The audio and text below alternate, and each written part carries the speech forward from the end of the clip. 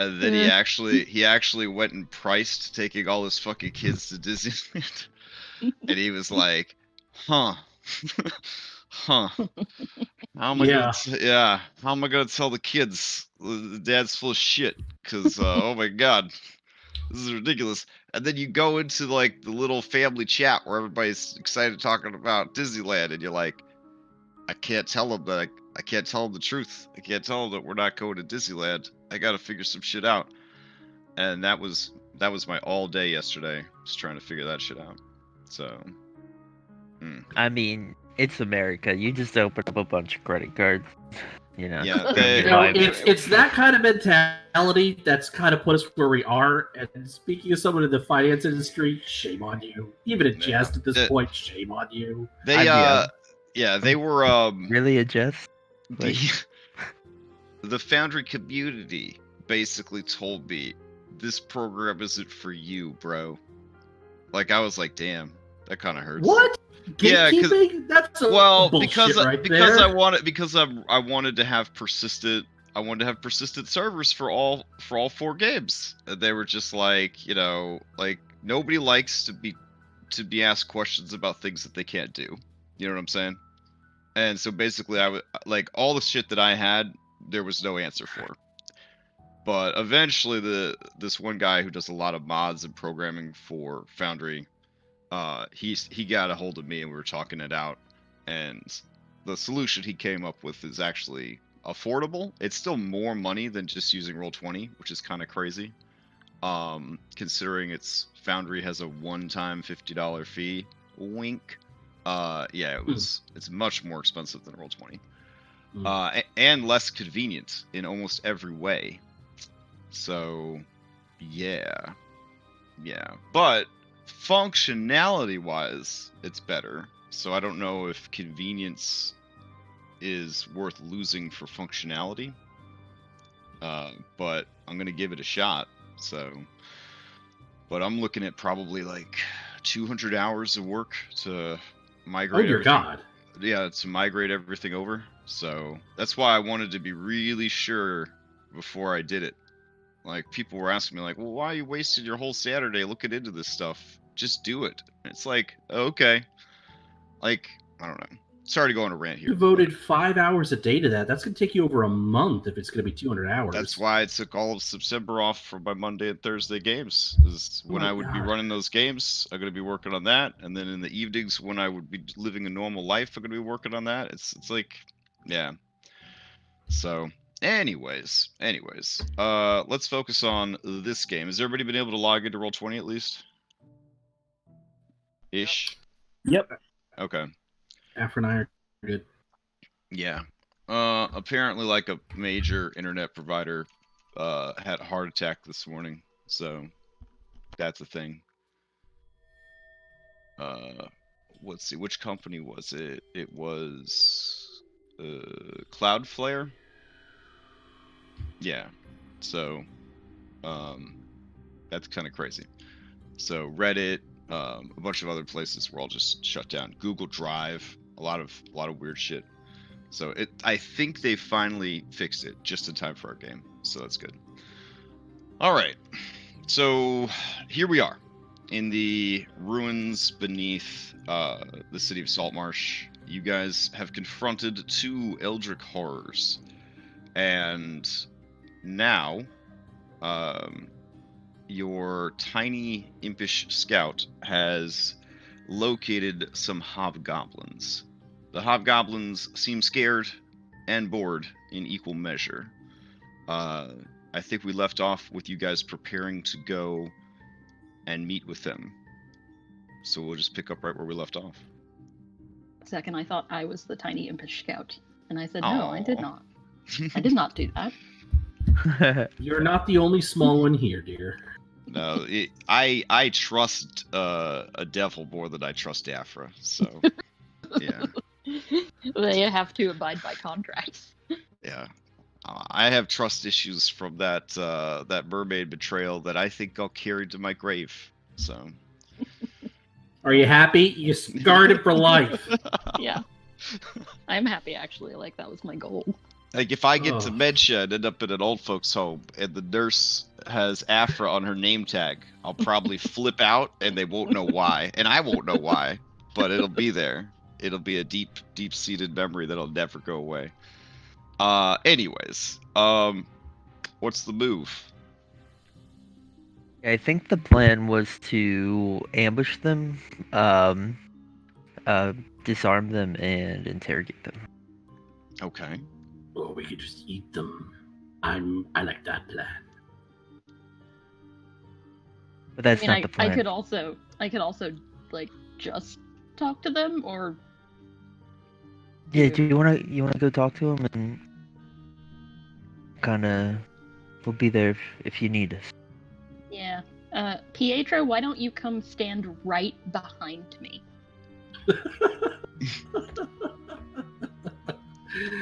Pietro's gonna roll his eyes, but he'll come along. Don't let I mean, you can roll a nature or history check, party check, of course, to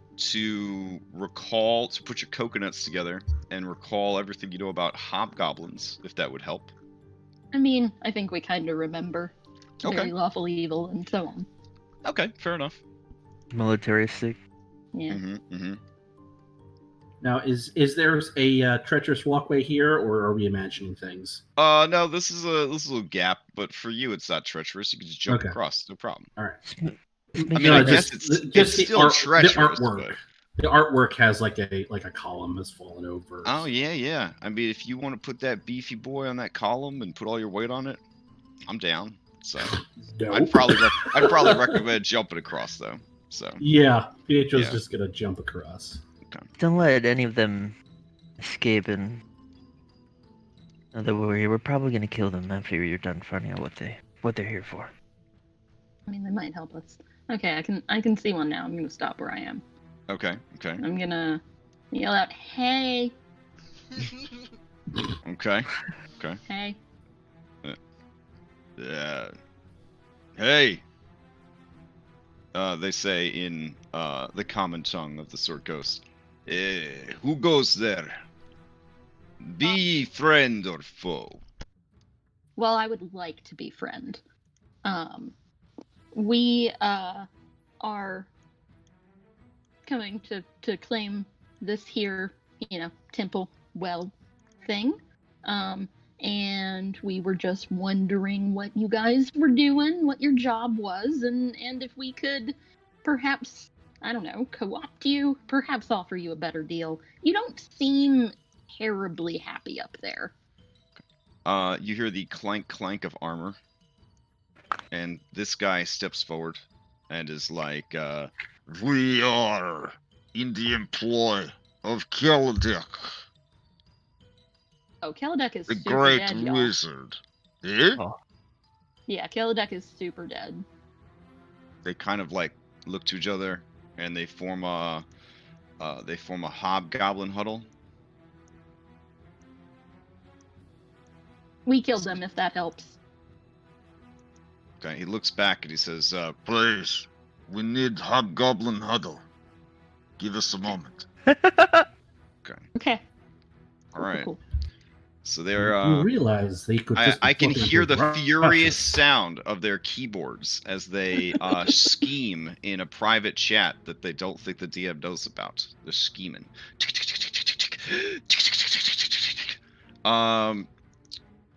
Time eventually passes, and this one says, "That would explain why he has not been in contact. Yeah. If that is the case, then our contract with him is voided. We will leave this nightmarish place. It is yours. Enjoy."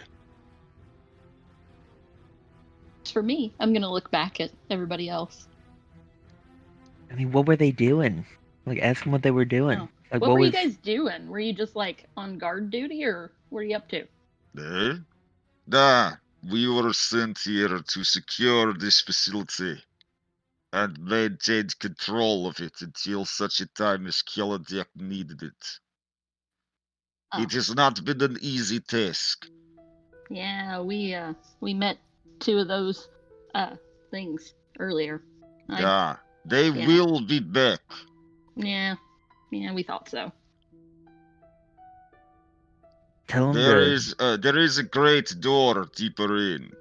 It is guarded by many suits of armor. Such armor seems to be immune to harm.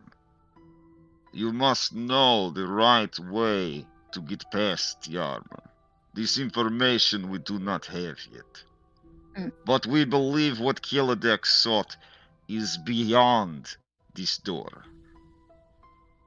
Sounds right. Sounds right.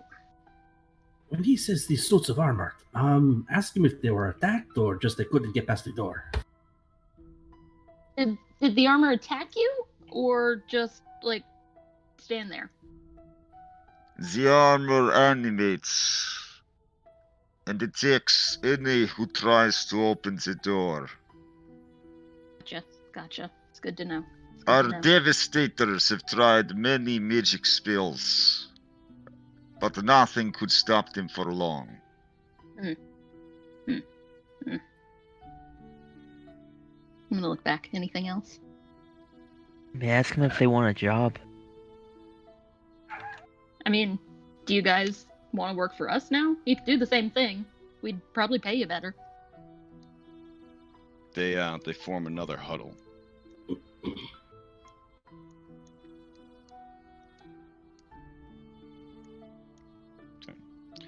Finally speaks. You will need to speak with my commanding officer. He will make decisions based on this new information. I can take you to him.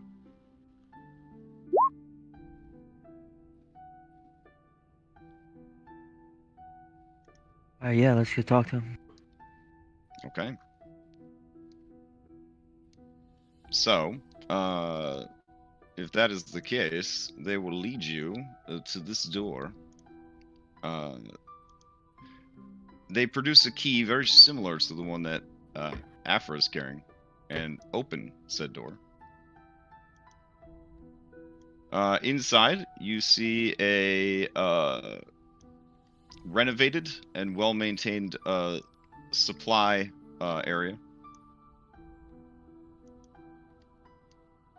And Kind then, of reaction do they have when they see Gertie and Solgormath? I mean, their breath catches. Their Can Zolgramath fit though? That seems like kind of a narrow staircase for him. this little squishy part up here. He'll have to dig it out a bit, but yeah, I mean, he could make it after some effort. Okay. Yep. I just didn't want to bring him along until we were certain he would fit. Okay. In here, the room beyond is a renovated and now in use forge. You could see a hobgoblin devastator is commanding the desiccated, mostly mummified remains of dwarves to go about the menial tasks of maintaining the forge. He's in the middle of a meeting with some disgruntled subordinates when the door opens. He looks over and sees your party and says, "What is this interruption? Is it finally news from Kelodek?"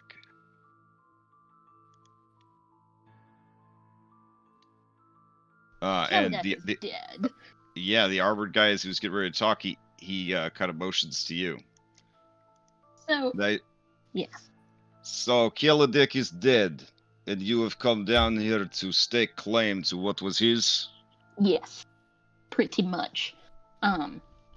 You guys seem to not be having a great time down here.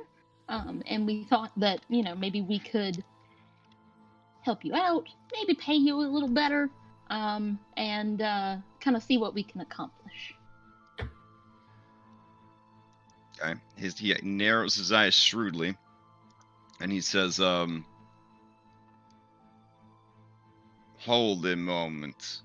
And he kind of moves over, and he's like, "I see. You've brought powerful beasts and were strong enough to defeat Kelodek. It would be in my best interest to hear you out.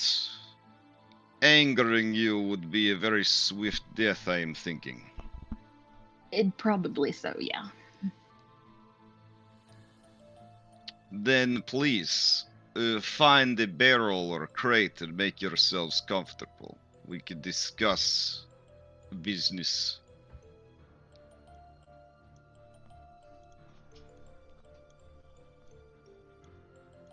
I find a barrel or crate and I make Huh? myself comfortable. All right. Okay. Crossing his arms over his armor, because Hobgoblin's racial is apparently being able to wear armor and shit, even if you're a wizard. Just kind of looks over at you guys and says, well, what is it you want to know? Yeah, like, so how long have you been down here? We have secured this facility over,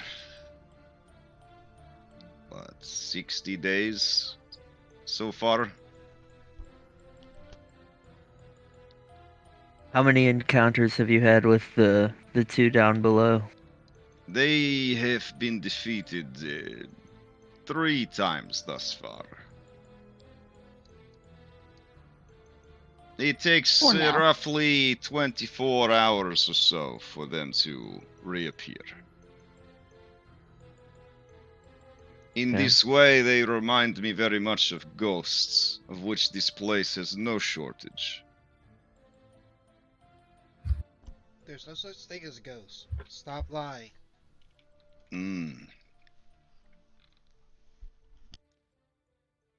Pietro will go over to Garuda and put a reassuring hand on his shoulder and tell him, Garuda, just let them talk. It does not matter if they lie. Just let them talk. They're big girls. They will figure it out. How much was Kelladek paying you? What was your full mission? For our services, Kilodek was paying us 300 gold per day. The services were simple. Clear out these ruins and make sure that they stayed under Kilodek's control. This is proven to be both easy and difficult. Easy in that no one knows of this place, nor has come to contest it. Difficult in that the place does not want us here.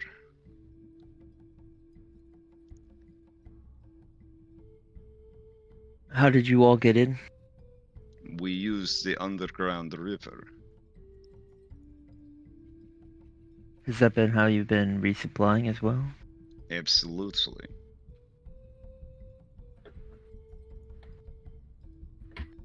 It To would co- have roused too much suspicion for a large force of hobgoblins to make their way through the sewers of the city or even the outlying territories.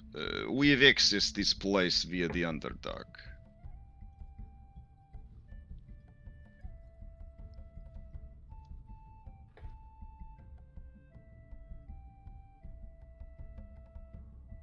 And so our friend there was telling us about the armor guardians up ahead. Yes, and said you guys had not discovered a solution to that just yet. No. We have not. I have found that dispel magic can quiet them for a time, but much as the other guardians, they eventually find a way to reconstitute themselves. And is dispel magic all that you've tried so far? Yeah, we have tried force, we have tried magic. I found that dispelling the magic controlling them was the most definitive way. I have belief that a cleric could perchance turn them. I believe the armor, despite being a type of construct, is powered by undead spirits. Very good, very good. We do not have a cleric anymore. She was killed by the seer. Unfortunate. Yes. What level of magic were you dispelling them at? Hmm. I try to be practical. I was using the 3rd level of magic, but it did require a great deal of concentration on my part to succeed. How is that for putting game terms into fucking roleplay? Very Booyah. nice. Sorry. Very Pretty nice. good. It was very nice. It's like you're a professional. Oh,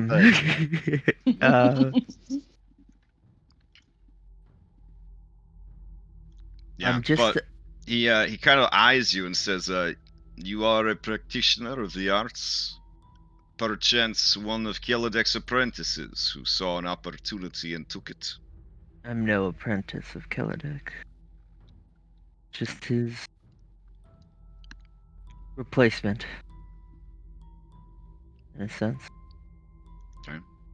Dude kind of shrugs, says, "If Kelladek really is dead, and I have no reason to think that you would be lying, since communications with him have died down. Our contract with him is now null and void. We will take up the contract with you if you require our services, else we will be out of your way, pack our things and leave. This area is soon to be destroyed. I would rather not be here when it happens." Just a quick question. See, it's 3 days until the vault opens, right? I think you guys are down to 2 at this point. But yeah, it's pretty close.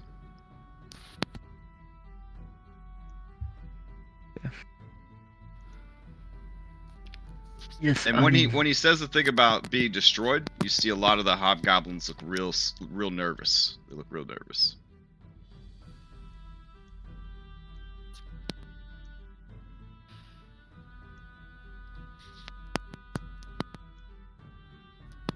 Someone's mic is.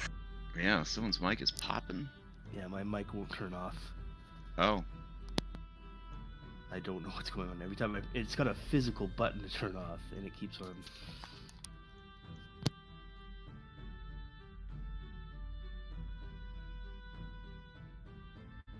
Okay. You were saying? Should we have a non-hobgoblin huddle? Yeah. Anti-hero huddle? Okay. Yeah. Respecting the social customs of the Forgotten Realms, they move out of the way so that you could have your anti-hero huddle.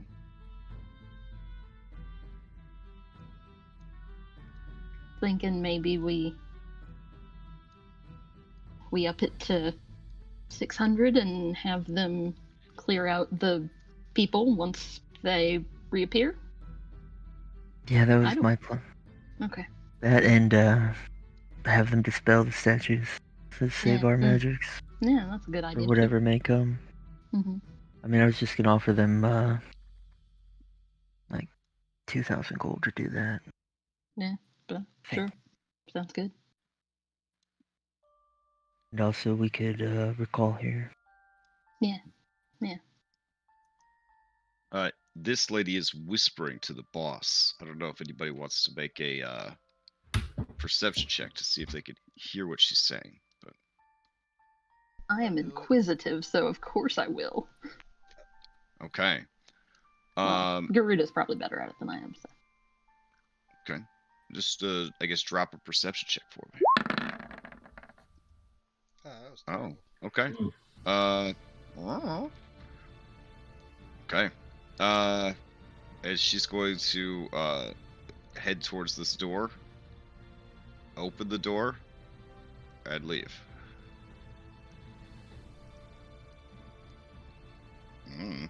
Okay. I'll just look back from the huddle. Yeah. At the Devastator. What's behind that door? That is our living quarters. Okay. May I take a look? at our living quarters, if you desire.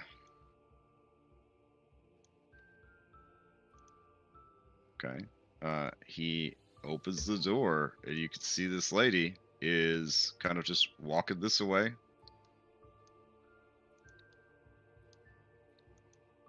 She is going to inform the rest of our people of the recent changes in the leadership, so that they may begin preparing for our departure, unless you have other ideas.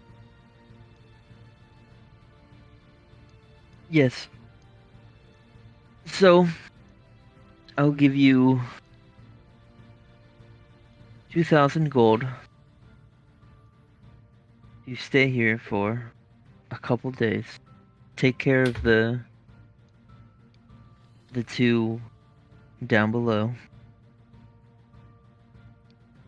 Use your magics to dispel the statues. If my magics are being used to deal with wisdom and seer, then I will have no such magics to deal with the armor. There were other devastators among us, but the guardians of this place, they know strong minds are the greatest threat. They were the first to lose their minds to the madness down here. Alright, well, then 1,500 gold to just camp out below and take care of... What did you call it? Wisdom and seer? That is what we have begun to call them. If... He kind of looks at the others, and he says, this is something we were capable of doing, but I have trepidations. Staying here as long as we have received visions of a great woman who rises from the deeps and comes to this place to claim what is hers. A great hunger dwells within this woman, and in many of us. The plans that Kielidek had, I could only assume, involved whatever this woman is after. Without Kielidek to stop her, I am not convinced that he even could have stopped them.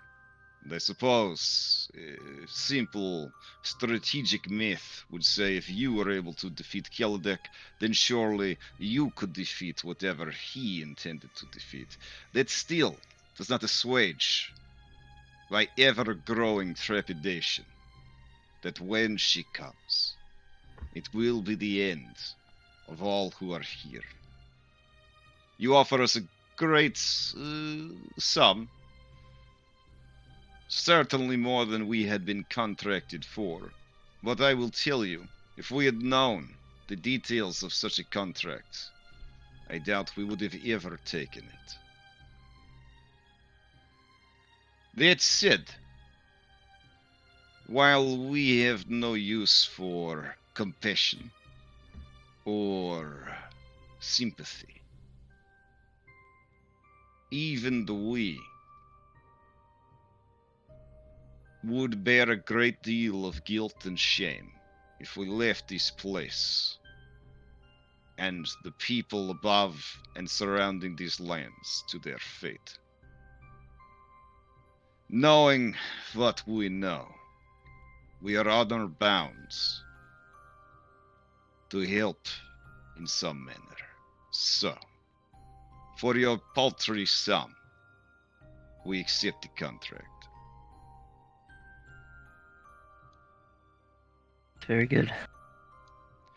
There is a matter of Kielidek's slaves. Please, show me them.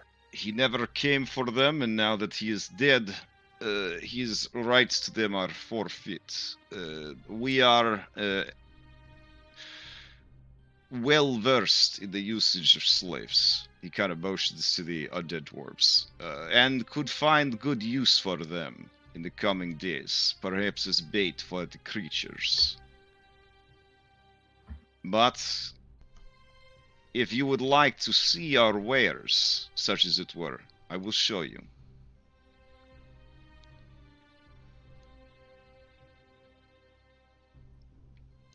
Okay. We very much would, yeah. Then he's gonna take you the long way around. There's a shorter way, but you'd have to like fly or levitate. He doesn't want to put everybody through that. So, all right. So he and you know, a few of his peeps start heading towards that. I could just TP over there if you just don't, if you want like just a quick description of the passages that you wind through. Yeah, that's good. Okay. So, leading you back into the warehouse, as it were. You exit into the large entrance foyer with the large burning bonfire in the brazier. You take a right down an incredibly narrow passageway of natural stone, which opens up into a 20-foot by 20-foot room of worked stone with a small lead-lined door guarded by 5 hobgoblins. When they see their boss, they nod. He nods back at them. You then open the door and descend down a long, narrow, winding passageway of natural stone interspersed with workstone. The ground occasionally descending via natural or stone-cut stairs. Eventually, it reaches an intersection with 2 doors, one of which is broken, the other of which is closed and locked. You head through the broken one and hear the rushing sound of the river beyond. Go ahead and hero stack if you could. That'd be the easiest way. Here, I'll just move everybody into a... I would have like asked, like, just in passing, like, what's behind that door? The one that's locked that we're moving past. That is the docks where our boats come and go with supplies. All right, these 2 big uns, they're gonna have to stay in the main foyer. They would not fit down these passages. All right. It does occur to you that this effectively does separate you from your big monsters, but so far, Afra, who has psychic but non-psychic abilities via her class, you get the feeling that these guys have appraised you and have decided that they don't want to die, so they're not going to piss you off. They're very pragmatic people. Alright. There we go. Now, across the bridge, you see a hideous creature come into view. The creature looks like a crustacean and a squid and an alien had a baby. Interspersed with many of its crab-like or insectile eyes, you do see a large central eye that is peering around. At the end of its long tentacles, you see hungry lamprey-like mouths. In deep speech, the Devastator says, does anybody speak deep speech? I have a No. class No. thing where I can speak with servants of she who hungers, Oh, okay, okay. if that applies. Kind of. You would sort of pick up the gist of it. He's basically saying, weird Cthulhu name, stand down. These people are with me. Okay. And you see the creature float out and then just drop down into the river. Ooh. All right.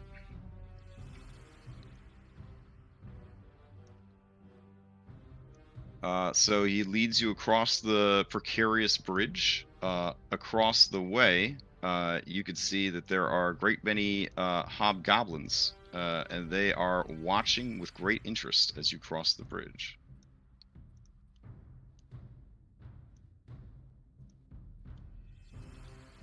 You see the rushing of the river below. It leads. Does it look like these hobgoblins are readying weapons at all, or are they just curious? I mean, I don't want to profile hobgoblins, but they always look like they're getting ready to fight. You know what I'm saying? Okay. You know what I'm saying? Like okay. half-orcs. Yeah. Yo, dang. They I wave back. deserve that, I guess. I don't want to go there, but I'm gonna say the hobgoblins definitely seem more professional and well-trained than half-orcs. I'm just gonna put it out there. So, okay. Half-orcs don't have the most stable, like, family structure. For the most part. For the most part. All right. So he produces from his pockets a key and opens this door. A horrible stink of bad fish tank comes out. Looking in, you see a great many merfolk. The merfolk are in bad shape. It looks like the back of the cell had been sort of blasted with magic into rubble and then filled with water.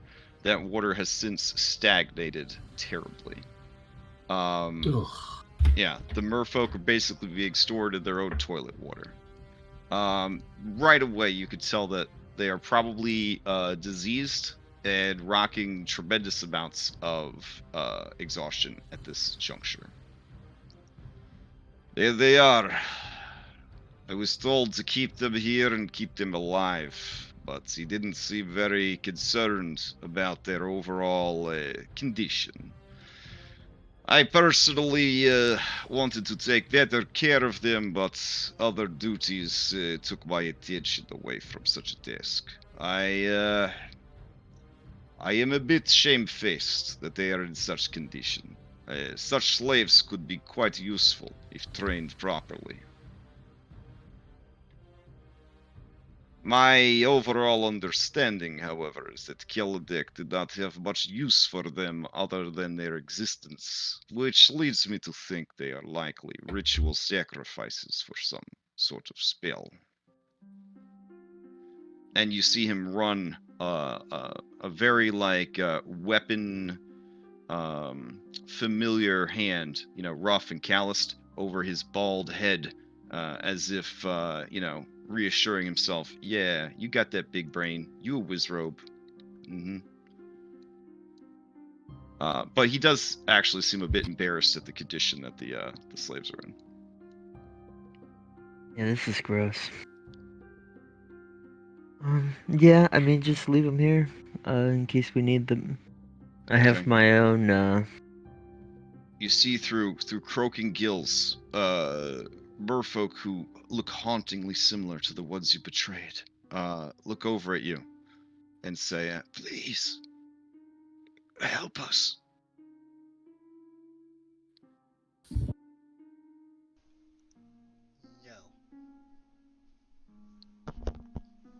As you say that, the hobgoblin lets out a dark, bellowing laugh, and he says, "Da, I like this one. He does not know that ghosts are real, but he understands when creatures are in the right place." With a mocking laugh, he says, "You see, no one is coming for you. No one cares about you. You are worthless." And the door slams shut.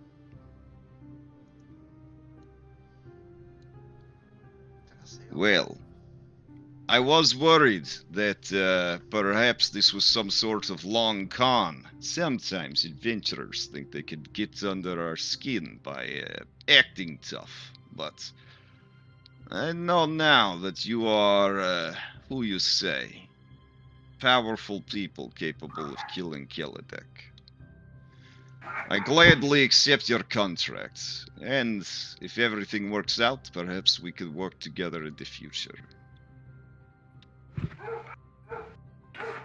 I'm sorry, my dog's going crazy. Yeah, I'd like that very much. For the slaves, you could just leave them here in case they have a use later. If not, you can keep them.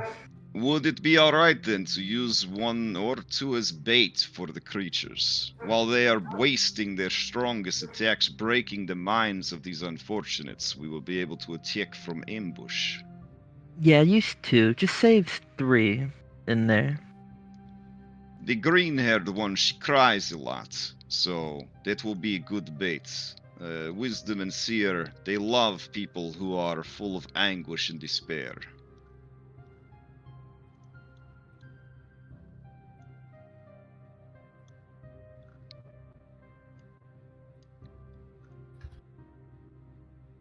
Are you, You guys want me to fast travel you back to the main Yeah. chamber? Yeah. Okay, sure. I know this dungeon is very windy and big, so there we go. And of course, as you guys are leaving, you see the creature back out of the river and float back over to guard the cell.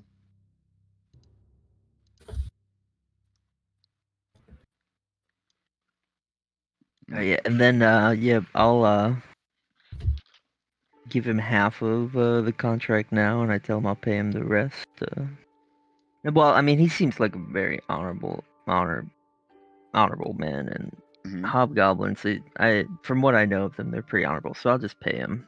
Okay. All right. The rest of his mercenary band agrees to stick around and see this thing through.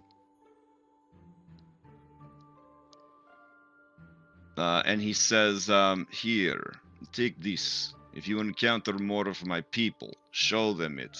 They will know that you are affiliated with us. And he hands you an iron star. It is a 6-pointed star inside an iron ring. So, like a deputy badge? Well, I mean, kind of, yeah, but you know. Okay, I'll put it, Okay. put it under my cloak. Alright,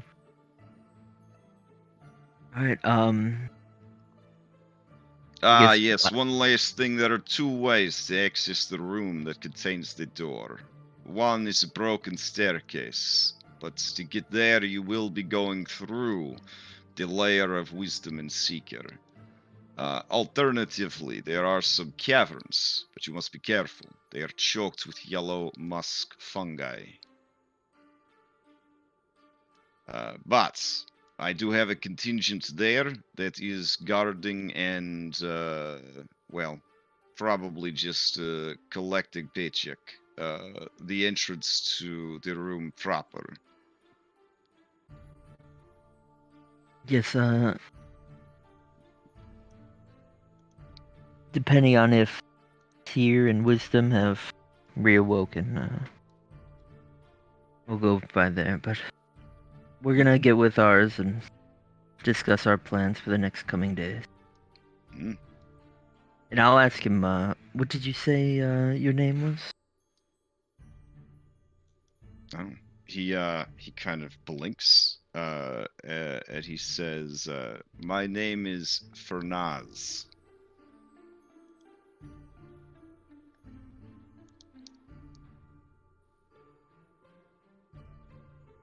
Write that down. Thank you very much, Fernaz. I'll let you know if, we have any new instruction or Okay. anything.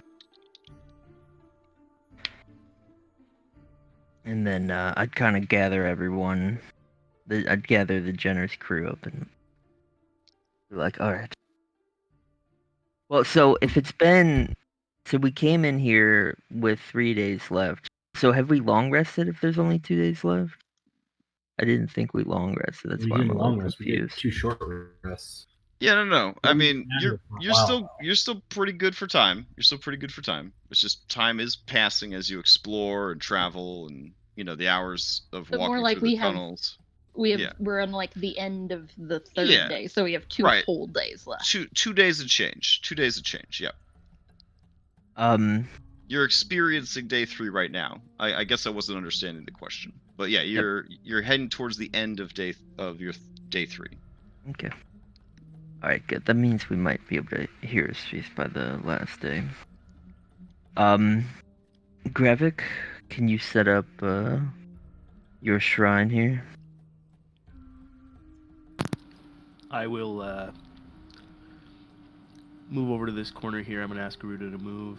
I'm just gonna basically like toss these barrels aside and start setting up a shrine to Baphomet. Okay.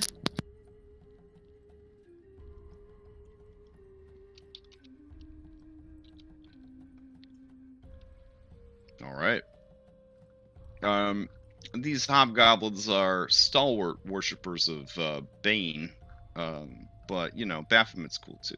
So, Bane being the Forgotten Realms god of murder. What a portfolio! Everybody gets together at like a god cocktail party or whatever, trades at their portfolios. He's just got murder. That's what he's got. Yes, I find it best to specialize in just one thing. Good old Bane. Oh, it's something that let him become a major god. So clearly, murder. Yeah. I mean, murder is kind of the biggest aspect of play if you think about it. So Everyone should worship Bane. Yeah. Yes, I'm especially fond of the murder hobos. Good times. I played it a one-shot in a Temple of Bane, and every time you died, it was a meat grinder dungeon. Every time you died, Bane was like, "I'll send you back," and then you kept getting like more and more indebted to Bane. And by the time the dungeon was over, you were like the ultimate edgelord. It was kind of fun. All right. Yep. And then I'll tell Fornaz that we will to leave the shrine intact, and we will arrive here tomorrow. Okay. And yeah, then I think we'll gather hands and bamf on out of here. We'll just use this for the shrine. There we go. That's a little big.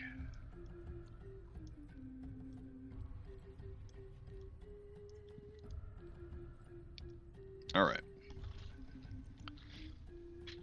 So you guys are gonna bamf out of here? Yep. We're gonna teleport back to the Celtics Tower. Do we want to investigate the area where the armor is and everything first? Before you leave? Probably wouldn't hurt. Yeah, that's well, a good I mean, idea. it could actually hurt a lot, but you know what I mean. Well, we're not going to try and open the door, so I just want to look at him. How are we bamfing back exactly? I have teleportation circle. Oh, okay. Yep. Yeah, because we still need to go get the basin. So I'm thinking what we do is teleportation circle back. We get the basin. We long rest in town. Word of recall back here. Go open the door. And then we'll have a day to prepare.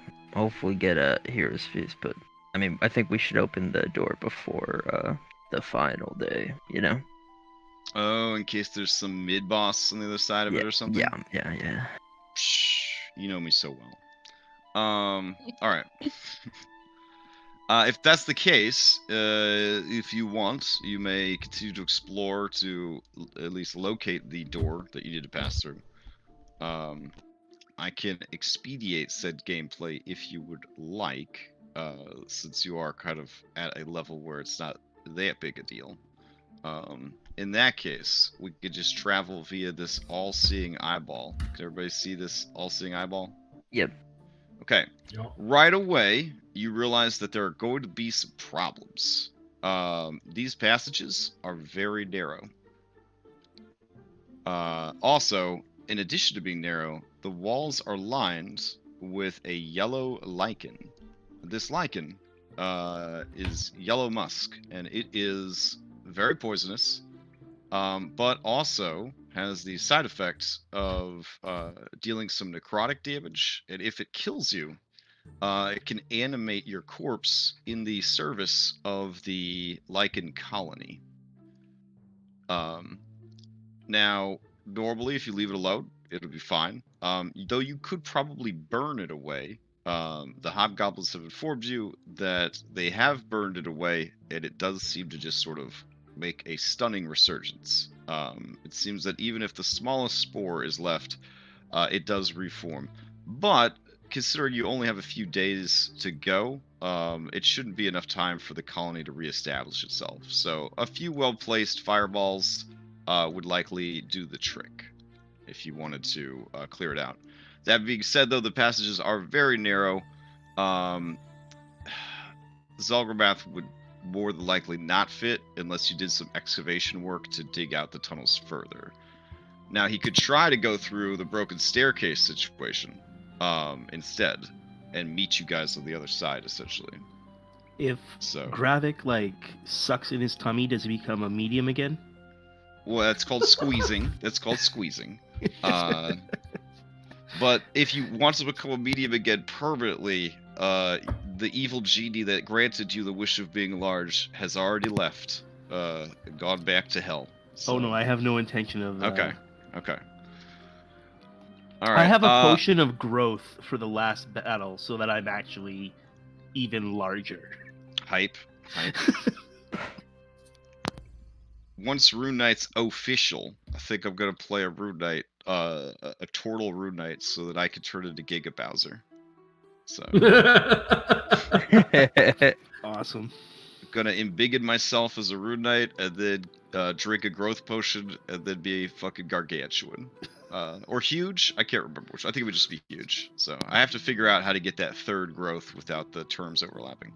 Alright, there's a contingent of hobgoblins here. Do you flash your sheriff badge at them? Yeah. Okay. Howdy. Okay. They look at you and say, howdy. There is a door here. It opens, and this guy kind of pokes his head out and is like, what's going on out here? Oh. Hello. And then the person kind of steps out. They look at you guys and your sheriff badge, and they say, it is not often that we have new recruits who are not hobgoblin. Welcome. How can I be of assistance to you? Show me the room with the statues that animate. I will. Or my name is not Krogar the Grand. And he walks, 40 whole feet, and he points to the door and he says, there is the door. He's pretty proud of himself. Which is boop right there. Dun-dun-dun-dun. It seems pretty unassuming. It looks like a lot of the lead line doors you've seen before. Yeah, we'll open it up. Oh, you gonna take a little peek in there? Okay. There we go. Yoink. There we go. Alright, looking inside, you see that it is lit by continual flames. And that there are, from where you can currently see, 1, 2, 3 stout and sturdy suits of armor.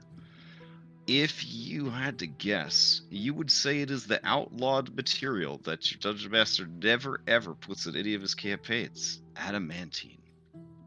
Essentially, a pretty sweet haul of adamantine armor. Each of them appears to be a full suit of plate. A king's ransom, if it were.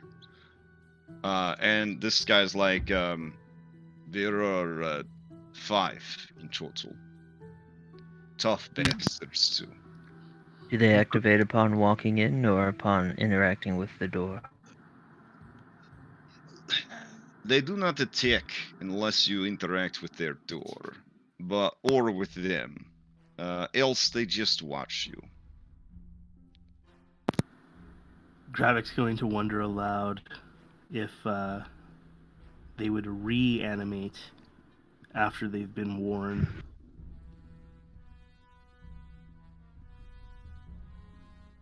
Like if you wear their armor. Yeah, like if we smash them and then I put them on myself. Oh, the guy chuckles when you say that, and he says, we had the same question. The armor disappears and reappears in this room after a certain amount of time. Gravik will kind of scowl. Wizard magic. Yeah, so like just taking a look at him and like investigating carefully. Do I determine like would there be a way to just dispel them all at once, or would each one require dispel magic? Each one would require a dispel magic if you didn't want to fight them.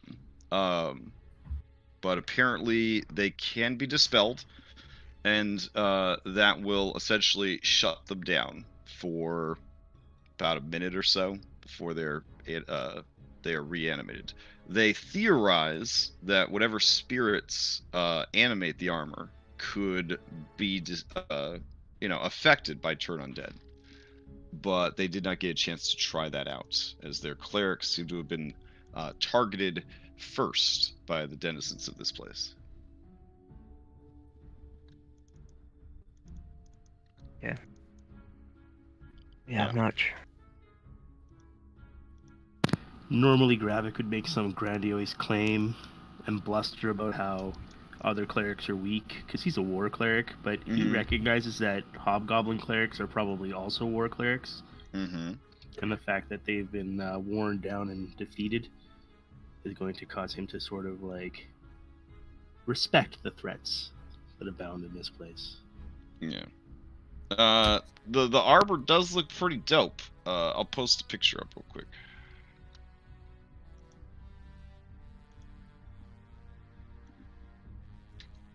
Does it have the built-in wrist gauntlet blade thing?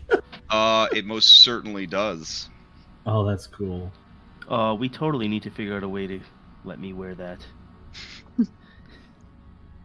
Well, it disappears after a time, so I guess if you killed one and then immediately climbed inside of it, it would be awkward, because I think I would treat it as half plate on you, because it would be like a midriff, right? Because you're so big. I mean, we could kind of like take pieces of two sets of armors and strap it all over his body. So here's what I was thinking, is that the first one, the one that would only go up to the midriff, we don't even have to kill that one. We just have to get the back open, and I'll just climb on inside that bad boy. That way he won't disappear. And then all we have to do is chop the legs off of one of his friends, and I'll climb in the back of that guy. So we just need to chop the arms off of the bottom one and the legs off of the top one. I climb in them. We keep them alive. And, yeah. I probably need their consent for something like that, though. Yeah, because I could just, us trying to do that, I could just imagine Crash scream against whatever, spirit voice he chooses. For this, I don't give consent for this. It's fair. It's fair. I think you would jump into the armor. I think there would be some kind of check, and then I think it would be, please join me in private chat. Yeah, true. Yeah. But to be fair, all of us, I mean, these wisdom checks, I'm pretty well suited to. Oh man. Wait, they're charisma checks when it's like take over your mind. Oh, I got that. Yeah, too. I'm solid. Well, you sound confident, but I think by now people around the Discord server know of your dice reputation. So.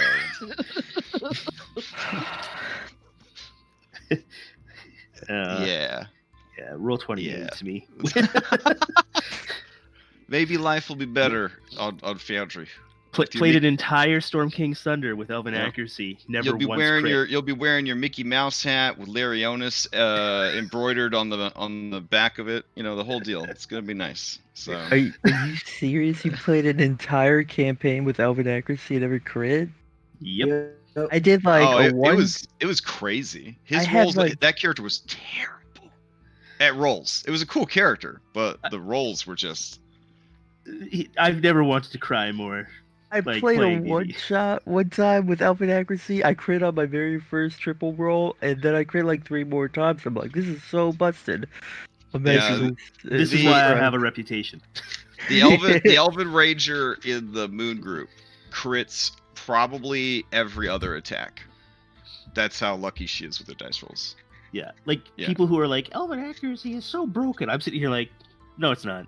I don't know what you're talking about. But this player, as a player, is so lucky with her rolls that somebody had to roll like a D100 for something, and I was like, oh yeah, no, but if you had gotten 100, oh man, it would have been amazing. And she just throws out a D100, bam, gets 100. As if to just be like, see, it's easy. Like, what's your problem? Yeah. Ugh. I'm very glad that I wasn't playing with that person in Storm King Thunder, because the contrast, I probably would have gone mad. I would have rage quit. I mean, I always feel like pretty lucky. Like, not gonna lie, like I get pretty decent rolls, but not like crazy rolls. But that's nuts. All right, so these these creatures definitely look like they could get some bruising done in a fight.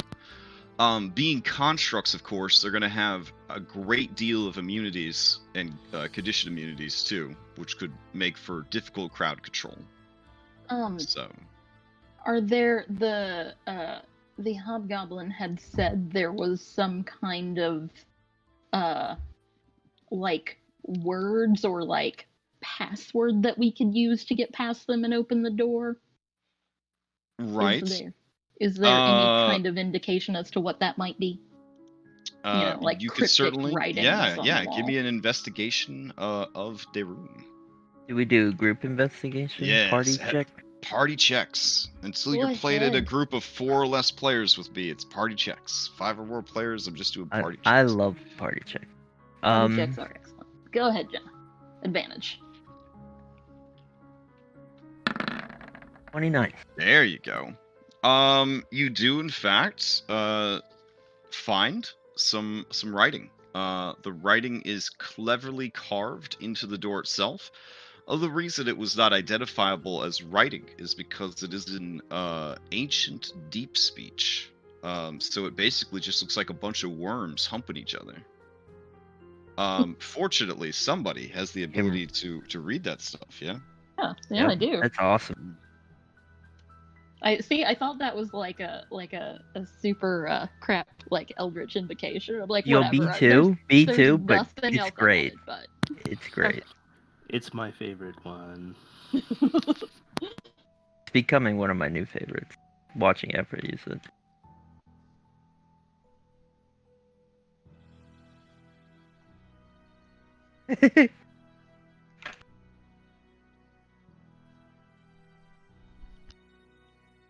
Oh, sorry.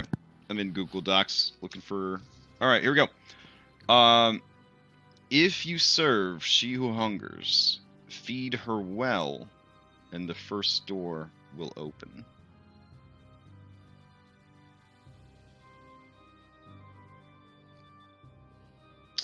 And looking at the door, it does have a very obscene mouth at the top of the door frame. Gravik has an impulse, but he'll look to Jenna first, because how big is it, like, that mouth? You could fit your fist and forearm in there pretty easily. Am I right, Pietro? Hey, that's fun. Jesus Christ. Okay, no, not as big as I thought. I was totally going to try and throw one of the suits of armor in there. Okay. Oh, okay, that was not my plan at all. I was saying we take one of those merfolk slaves, we grind it into like a paste maybe and pour it in. Or, just blood. Or just put their arm in there. I'm just trying to get. Hold on. I'm just gonna get your go-to was we're gonna paste up one of these guys. Yeah, we're full on in sausage factory is the solution mode. That's how criminal mastermind we've gone. Somebody's been watching Hannibal.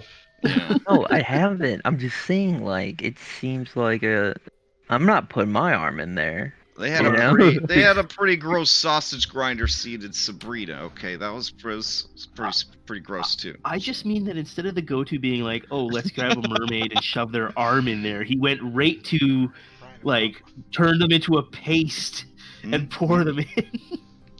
That's efficiency. Like, Jenna's around people who are similar to the people she grew up with, and I think that's bringing out a lot more of, like, that cultural behavior, I think you're misunderstanding. My concern is that Remy went there after claiming that no, he hasn't watched any of this twisted media.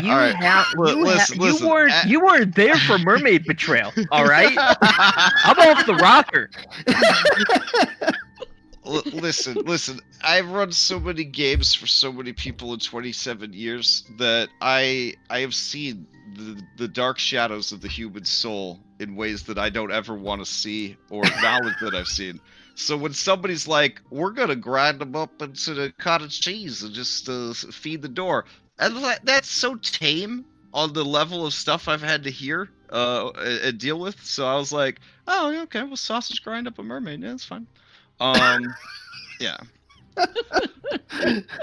I'm telling you, that show Westworld, the whole time I watched Westworld, I only watched the first and second season because I was wise enough to get out while the get was good. But and they were treating the robots so bad, I was like 100% believable. 100%. This is how NPCs get treated all the time. Like, yeah, this is 100% believable.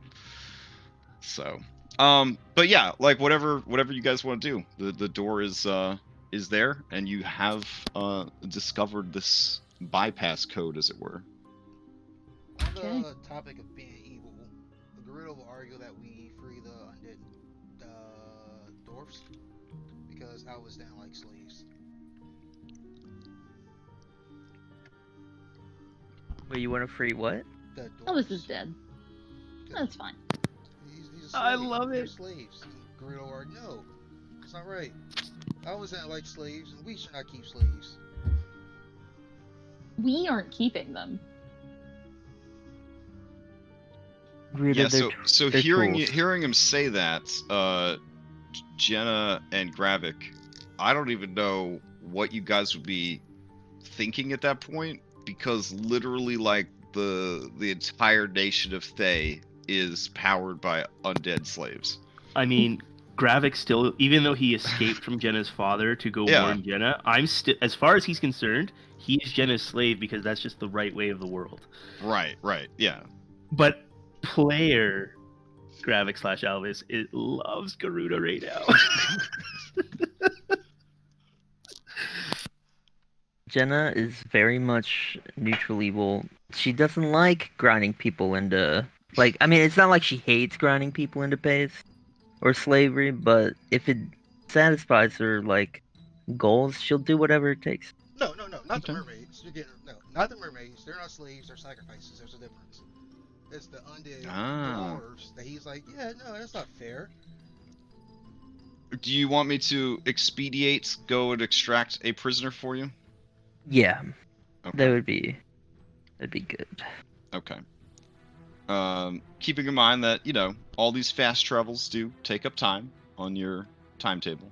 Let's see. Gravik, completely, like, not understanding Garuda, so misunderstanding him, goes up and puts a giant, like, hoof on your shoulder and just says, "Ah, friend, think about it this way. If we fail in our task, she who hungers will kill everyone, and the hobgoblins will be dead, so they will not be enslaving the dwarves. If we succeed in our task, then I will happily help you slay all of the hobgoblins to take these dwarves for your own." Because that's Gravik's mindset. Garuda must want the dwarves to be his own slaves. Mm-hmm. And so he'll offer to help Garuda slay all of the hobgoblins after our mission is done. Okay, that works. All right. As you send for one of the merfolk prisoners, as the merfolk prisoner arrives, the 5 suits of armor watch with great interest as she is brought in. The hobgoblins look nervous around the room as they kind of toss her on the ground and leave. Well, we're planning on opening the door after returning, I feel. Okay, you didn't want to play test it? Gotcha. No, I was just gonna kind of bring the merfolk back with us, and then I was gonna tell Gravik to turn her into a bucket of meat for tomorrow. Oh, okay. Fair enough. Yeah, I can do that. I have a warhammer. All right. In that case, do you guys have any other exploration of this place you want to do? I don't think so. Okay. Then I'll take you back to the tower. Let's see. This map? I cast it at 6th level, because I have no 5th level slots Yeah, there we go. left.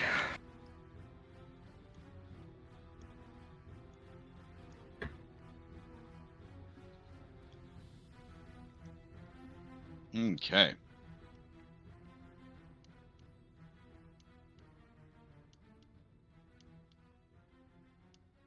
Let's get these guys out of here. Oh, they got other things to worry about at this point.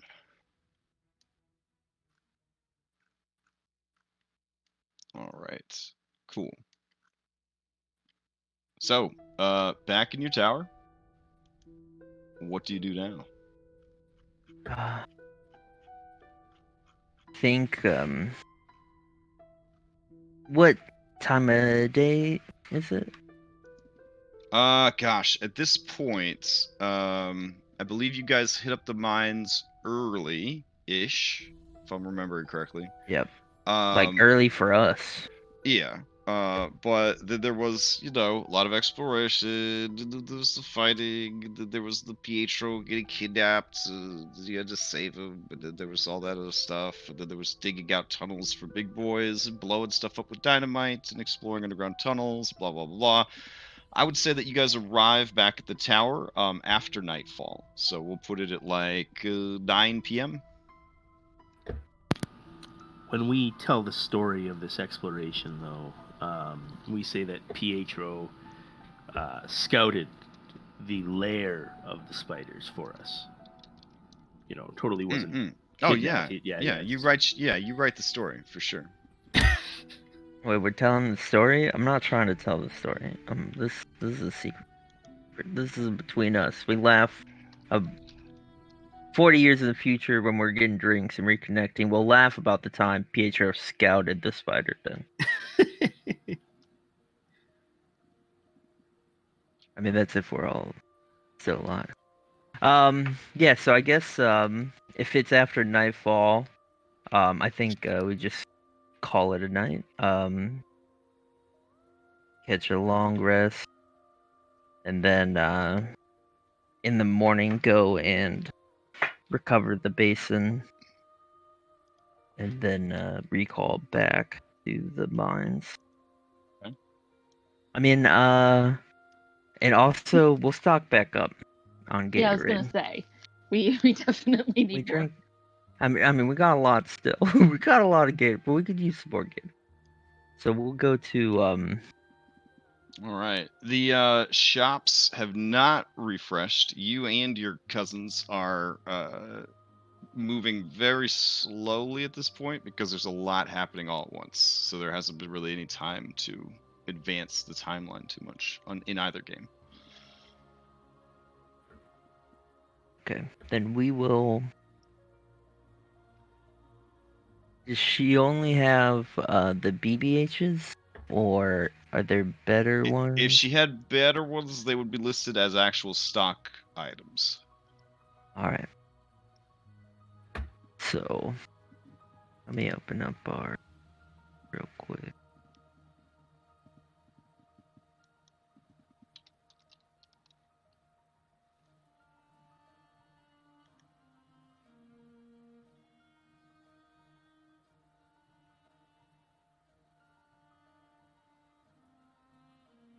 And a calculator.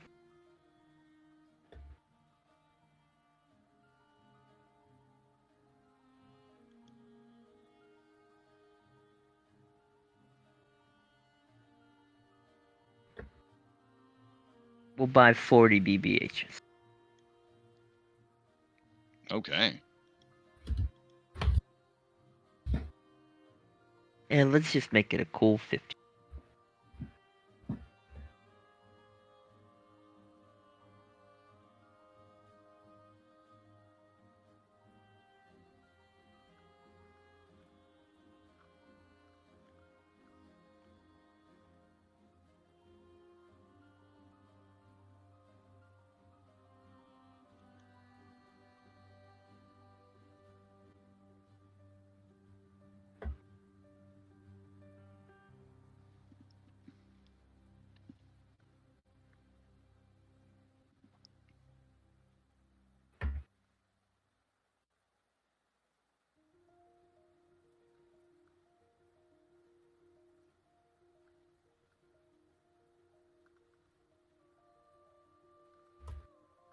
And So then are we heading back into the Underdark straight away the following day? Because if we do, then we're recalling that we're not getting a hero's feat.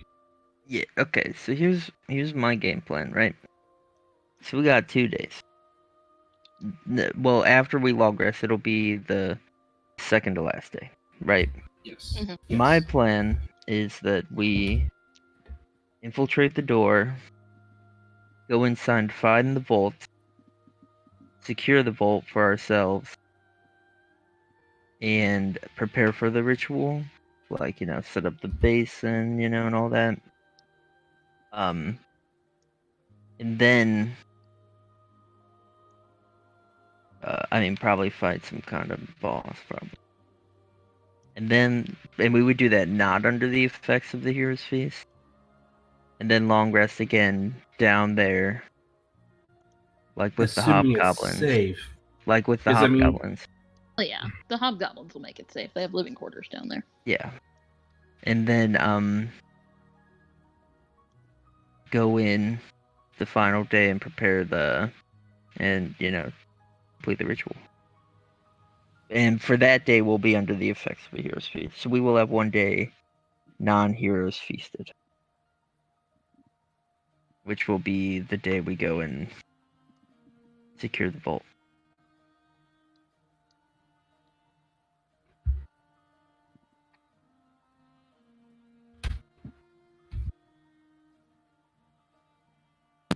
Sounds good to me. Yeah. Okay.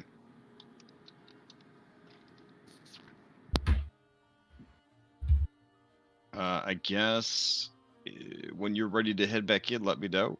And I'll take you back down there. Yeah, I'm just choosing what spells I want for the securing of the vault. Okay. So this never actually comes up. How many hit dice do I get back after a long rest? Half of your maximum. Half? Sorry. Yeah, not all of them, but Okay. half of the rounded up. If you're multi-class, you get to choose which ones you get back. Which I don't know why you wouldn't choose your best ones, but I mean, Yeah. they're all the same. So Just in it case, doesn't matter. you hold those D6 wizarded die close to your heart, like.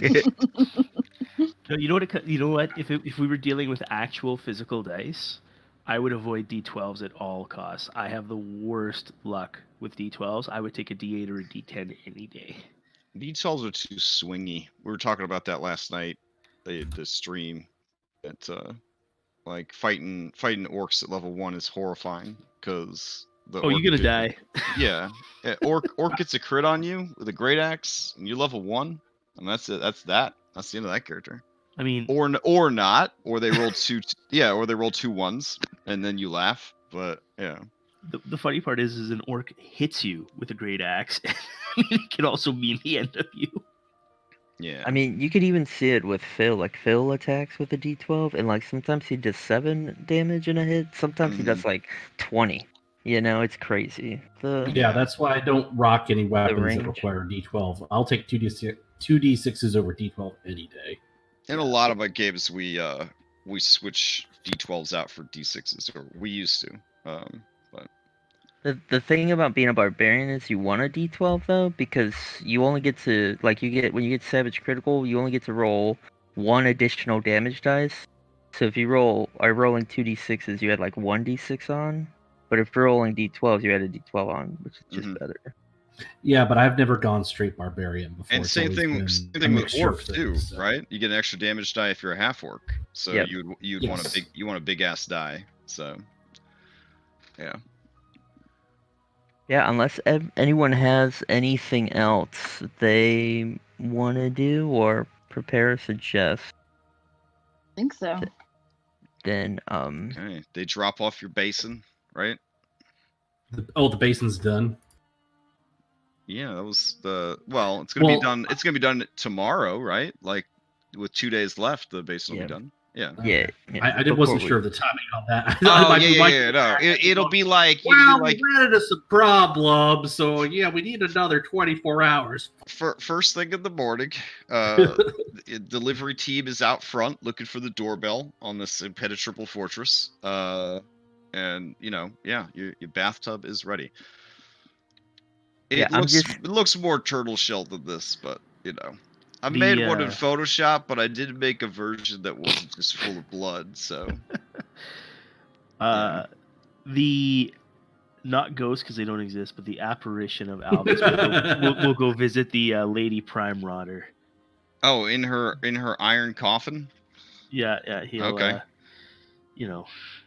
Just one last visit before the potential end. Okay.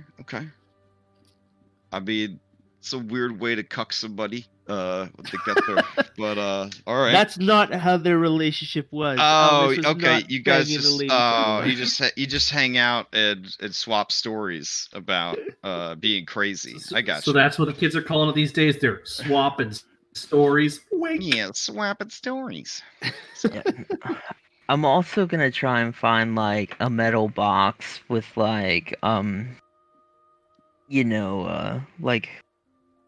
you open it up and it's got like velvet and it's really nice inside. Oh yeah, and, like, nice box. You can put something really fragile in there and then you close the box and the box is just metal and really secure and safe. Okay. Yeah, I would assume that you could probably find something like that. I mean, 20 gold tops, and that's if you go really fancy on it. Yeah, I'm willing to spend every. Okay. I'm really to invest in this box. Okay. We're just assuming we will have infinite money after we obtain the Well of Souls. No, I mean I'm just assuming we'll have enough power that we'll just kill whomever and just get what we want. I think is the assumption. Unless you're trying to buy magic items all the time, I mean, you really don't need that much money to live happily on the Sword Coast, like. Yeah, that's the extent of my goals, living happily. But honestly, as adventurers, by now you've made so many enemies that you could never really live happily. It always leads to more conflict. That's the one sad thing about being an adventurer, is it's very hard to just leave that life behind. So, kind of like a life of crime, sort of. Like once At least Gravik doesn't have to worry about some like evil succubus wanting to torment him and all of his ancestors for all time. There's that. Yeah. Because I wasn't there for that. That's your curse. I mean, you just have to worry about literally going to the abyss and serving the Lord of Beasts in his primal carnal army of murder and consumption. So yeah, you're doing way better. Better. I mean, that sounds awesome to Gravik. Just absolutely, like when you say consumption, he licks his lips thinking of all of this seafood he will eat. Because clearly Baphomet is at war with some of the like. I find it strange that as a professional cleric, when Gravik dreams about dying and going to serve his deity, it's actually just like a fucking Red Lobster. Like there's all these horrible demons, but they're wearing like Red Lobster employee uniforms, and they're just like, Mr. Gravik, your table is ready, and they bring out like the cheesy biscuits and the menu and the whole deal. He's got his little lobster bib on, Oh, it's more disturbing than that. No. He envisions himself as Chef Gravik in the Red Lobster kitchen. Oh, okay. Putting those hard-shelled lobsters and crabs into the boiling water. Oh, jeez. Listening to their squeals with glee. I mean, as he Red prepares Lobster. A vat of butter to. it is a Darton restaurant. They do keep pretty clean facilities. So I mean, that's fine. That's not too bad. So it's a very professional company. Anyways, all right. Wow. So I guess your biz is done here in the rainy town of Saltmarsh. Maybe. Oh, I'm getting secret messages. Hold on. Okay. All right.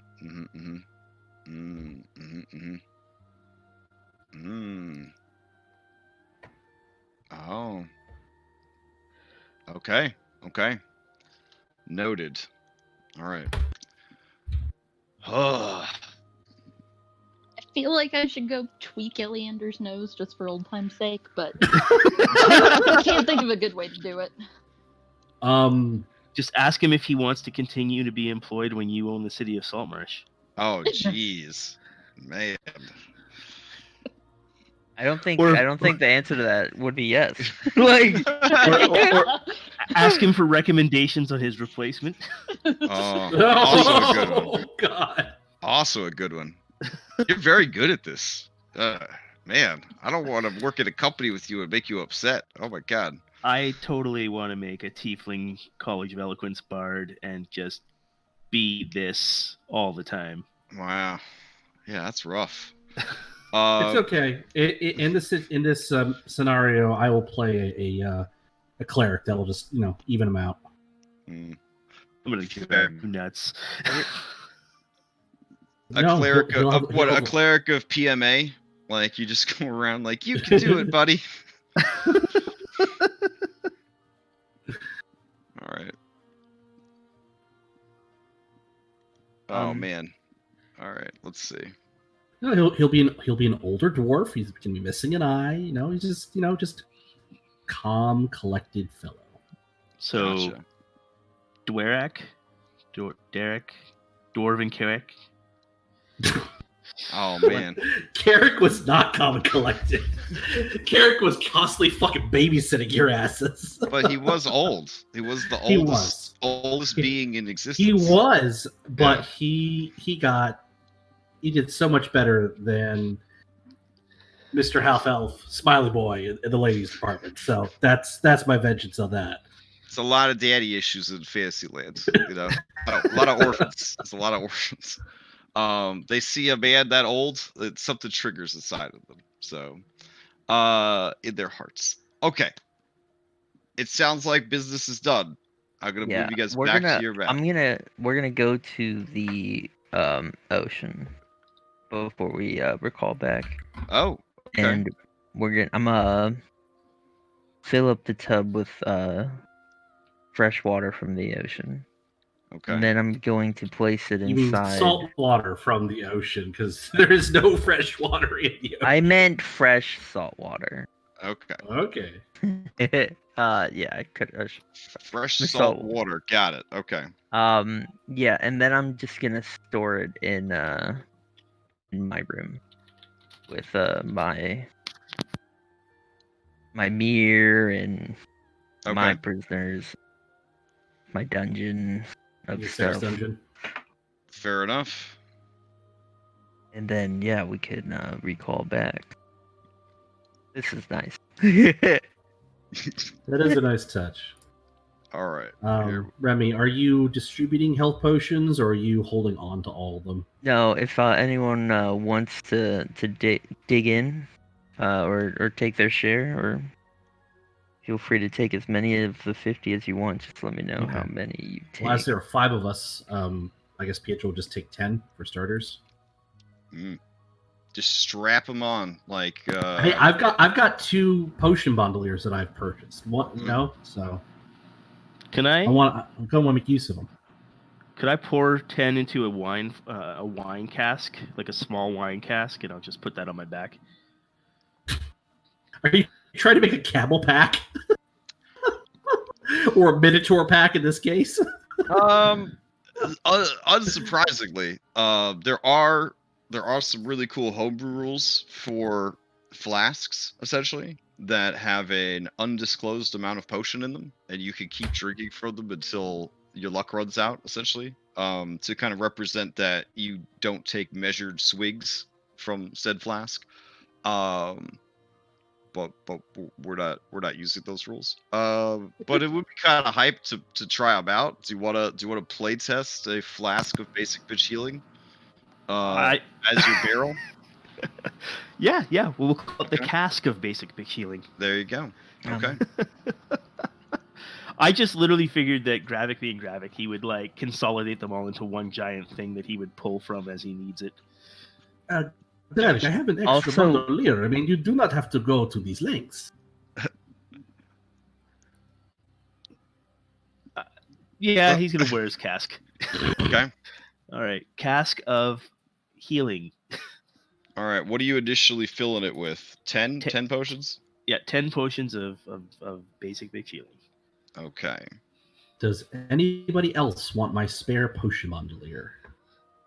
All right. So how this is gonna work, Gravik, is when you drink from it, you're gonna roll. You gotta roll a D10, and if you get a 1 or a 2, that D10 will drop to a D8. And every time you drink from it, you'll roll a D8. Then if that's a 1 or a 2, it'll drop down to a D6. Then every time you drink from it, if you roll a 1 or a 2, it'll drop down to a D4. And then if you get a 1 or a 2, it's empty.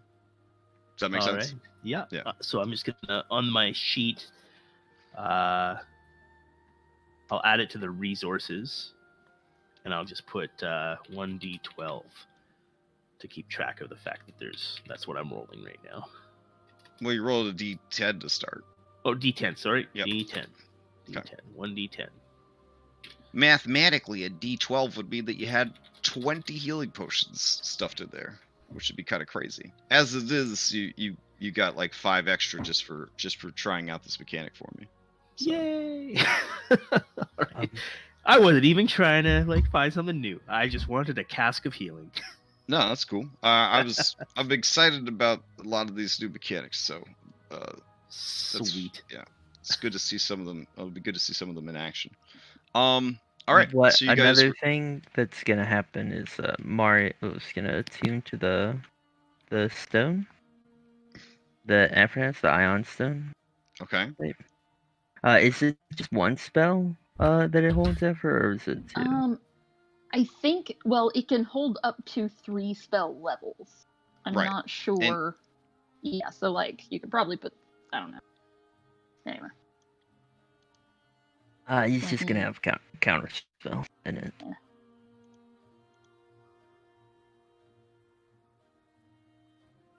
Man, I wish grouping tokens actually worked. It was so fucking cool. Mario, use counterspell. That's what it does.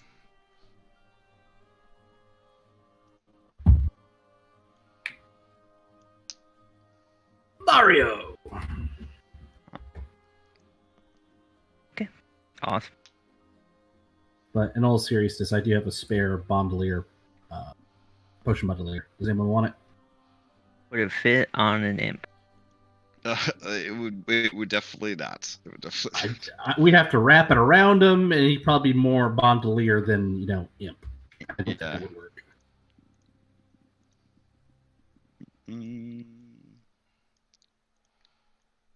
Does Afra want such a thing? I think most of us have bandoliers.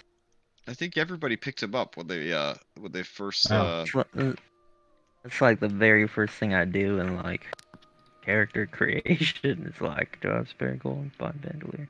Everyone but Gravik did. All right.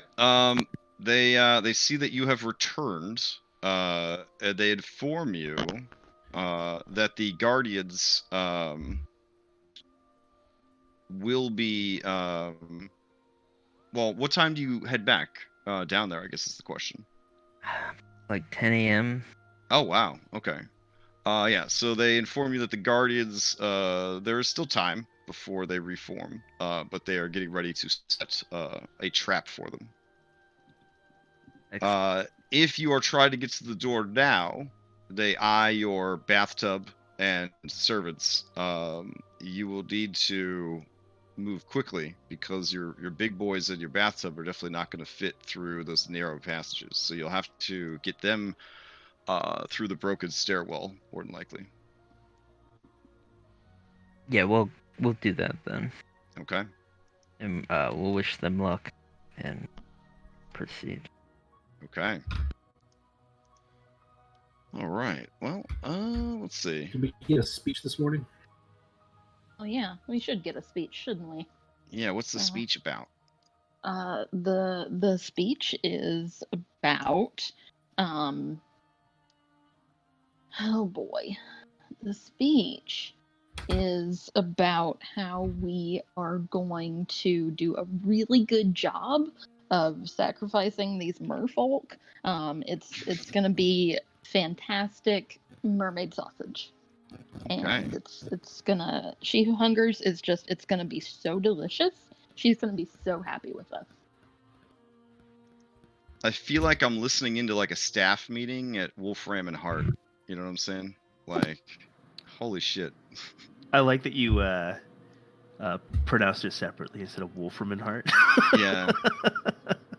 Well, I bet I know the lore, baby. I know the lore. All right, let's see.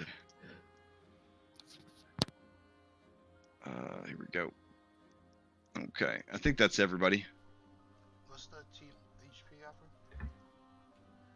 offer? 15.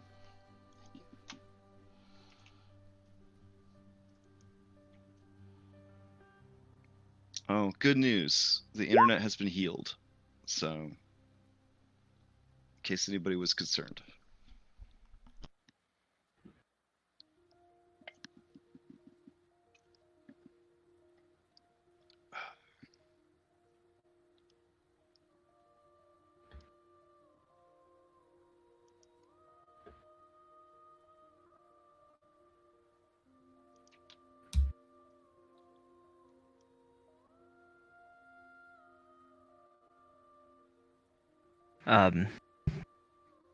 Yeah, and I guess for the It's music.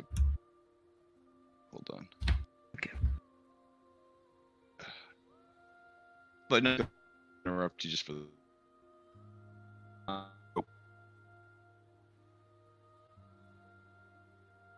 Maybe.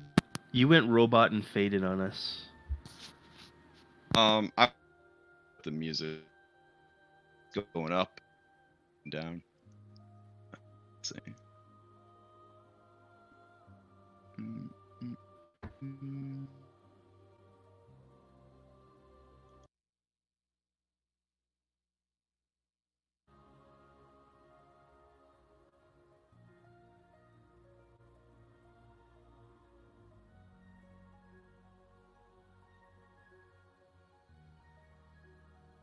Hear me? I heard that, yep. Okay.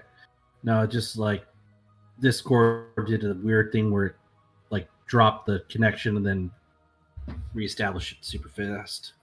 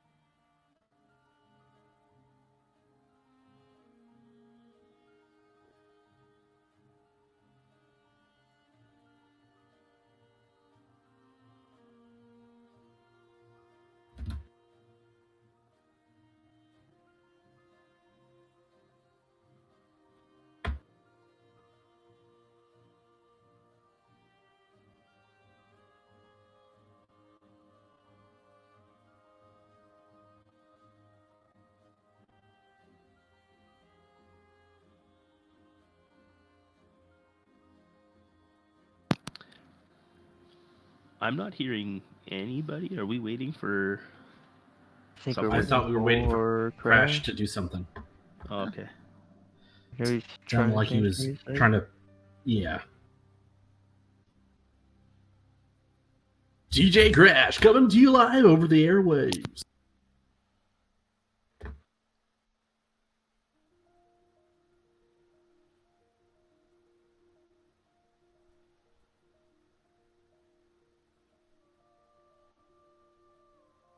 So how's everybody day going? So far, so good. Got some yard work done before we did this, so yeah. I take Supposed to possession be of the new listening condo to tomorrow. conference continuing education things right now, but playing D&D. That's like Let's something be that honest, like D&D you'll is more cover it important. later, right? I mean, the lectures are available on demand until September 14th, so it's just Oh yeah, I'll you're have to good. watch them live.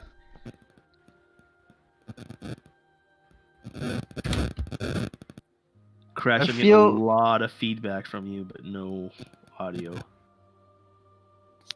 Is that you? Is that him? I thought it was you. It sounded like an No, old that was 8-bit Lars game. like button mashing earlier. Yeah, it sounded like an old 8-bit game, like Space Invaders or something, like Castlevania. Sound effects. I'm seeing Crash's thing light up, but there's no like it's completely No silent. sound. He's having Yep. issues. I think He taunted the jinxed himself internet. by saying, "Yeah." Yeah. He straight up said the internet is fixed. What he didn't realize is that he was the sacrifice to make it happen. It was at this moment that he realized he fucked up.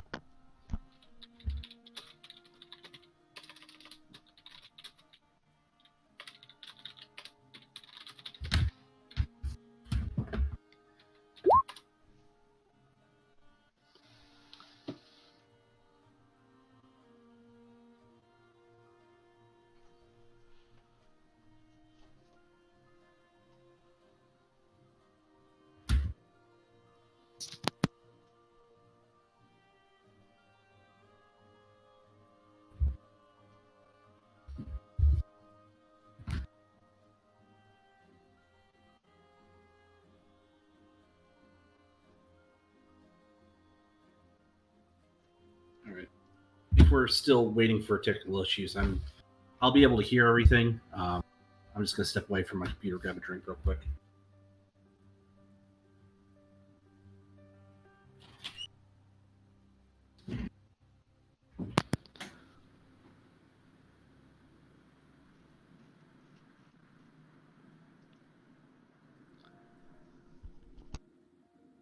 So yep, tomorrow we get the keys for the new condo.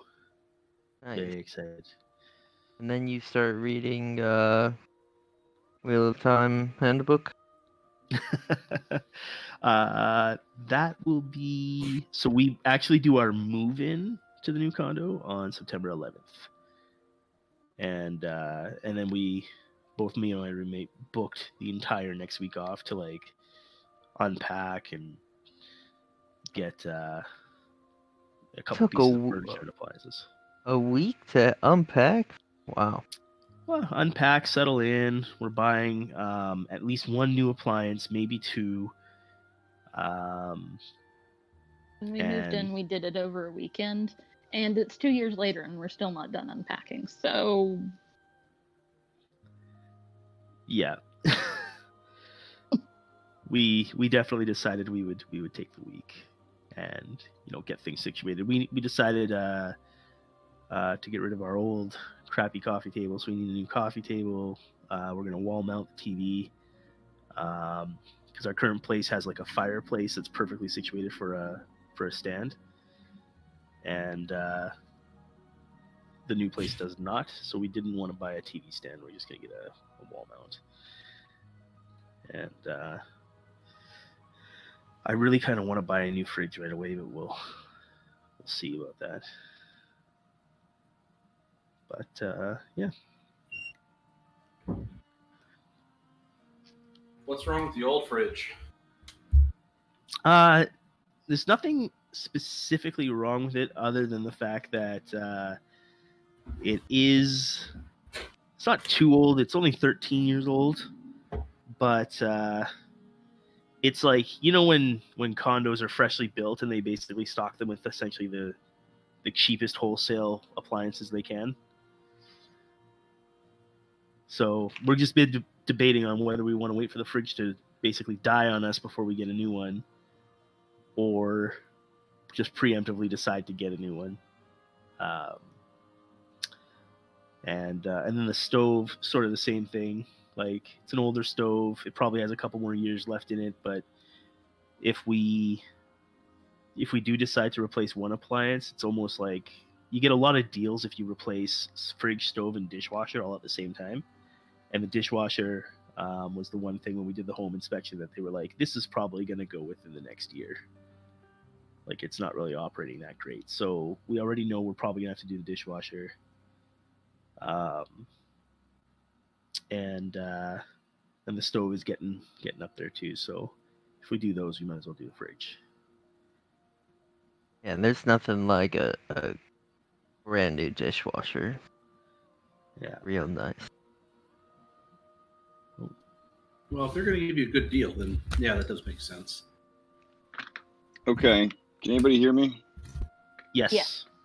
Sounds like you're talking to us from the bottom of a shoebox, but yes. Oh, really? No, it's not that bad. Are you on your phone? Yeah, I had to switch my phone. Yeah, that's the internet's just, I don't know. So, Talented it. I did. I was like, oh, turns out everything's working again. And then it's like, nah, that's not true. Whatever. Sorry about the interruption of service again. It's getting really bad in my area because everybody is having to go back to school online in our area that is kind of rural. So there's not a lot of infrastructure. So there's only so much internet to go around, kind of thing. yeah. Yeah, so it's starting to be concerning to me. Oh well. Come to T1 line. Yeah.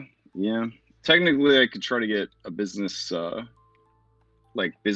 account or whatever to get better internet, but there's still like just the infrastructure of my apartment building. It's not great to begin with, so I don't know. It's a whole thing. Okay. So you guys are down in the you're back down in the ruins. You have your sacrifice. You have somehow, through the magic of stubbornness, I guess, your bathtub. No. I guess let's have Afra pour in the bucket of chum into the door. Why do I have to do it? Okay. You're it said what do it needs to be fed by a follower of She Hungers. I mean, there may be upcoming betrayals, or I don't know, but you're most qualified for sure. Okay. All right, fine, I'll do it. Okay. It's gross. You do it. You take the sloppy bucket of mashed up merfolk and begin. Well, you're gonna need a boost, I think. I don't think you could reach the top of the door, honestly. So. Well, Gravik can help me with that. I'll bend down so she can sit on my head between the horns and just stand up. Okay. Like decorating a Christmas tree. Yep. You pour the chum bucket into the hungry mouth of the door. The runes depicted on the door that were not lit up are now lit up as the artwork would imply. And the door does in fact open, revealing a winding staircase of cut stone and a mostly natural passage. It is windy and narrow and actually goes upwards a ways. Will motion to people with more armor to precede me. You sure? Because tanking went really well last week, so I thought maybe you had Oh. kind of reconsidered your role. No? Okay. All right. It is going to be a tight fit for Big Boy. It's good. I don't know if Big Boy. He's gonna have to dig out this passage again. It's gonna take a while. Do you guys wait for him to dig out the passage, or do you just tell him to catch up? I think it makes more sense to have Saltmarsh bring up the rear.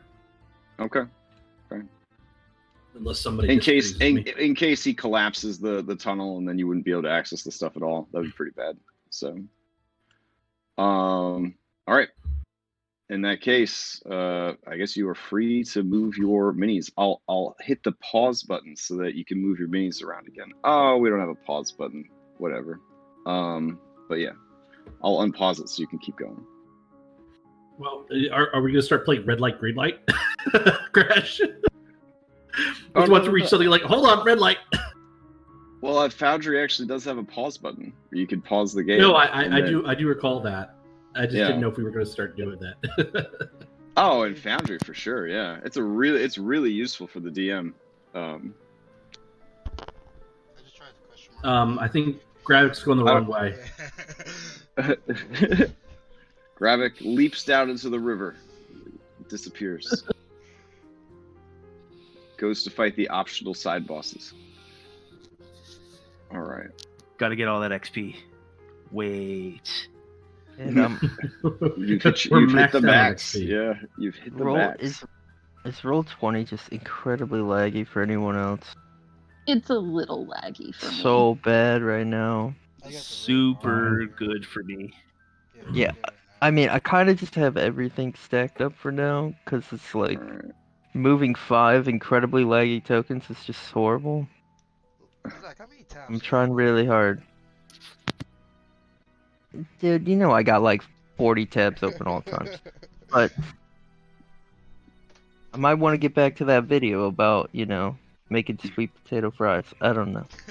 I'll leave it open for now. Another door stands before you. This one seems similar to the others that you have seen in the structure. That means it's an after job. Yeah, we'll investigate it. Okay. Party investigate.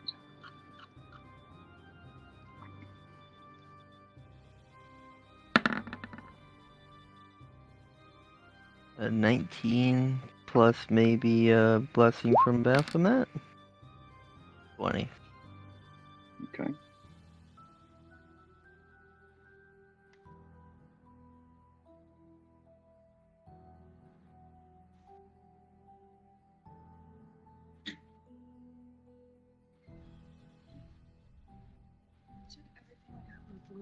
Uh-huh.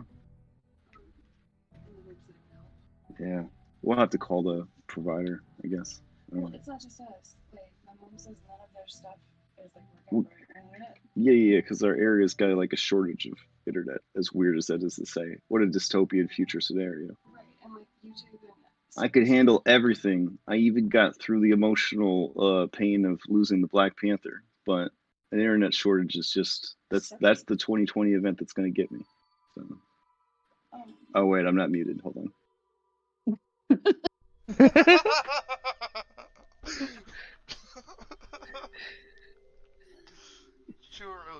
I've not recovered emotionally from losing Black Panther, so. I feel like we just had this so my whole county doesn't have any internet right now. So everything that you've got from me is off of a hotspot. This game brought to you by iPhone. So glad I'm not also streaming it. That would be ridiculous.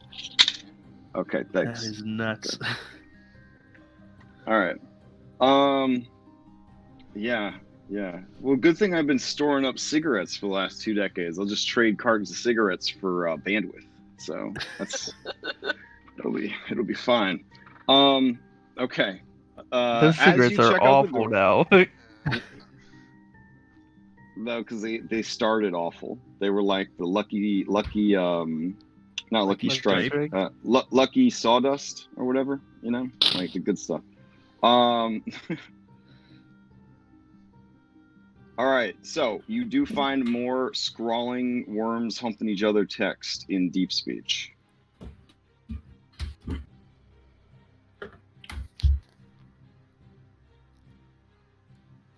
And it says.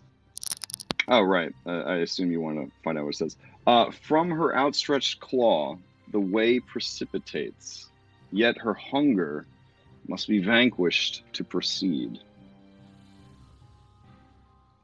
we have any more chum?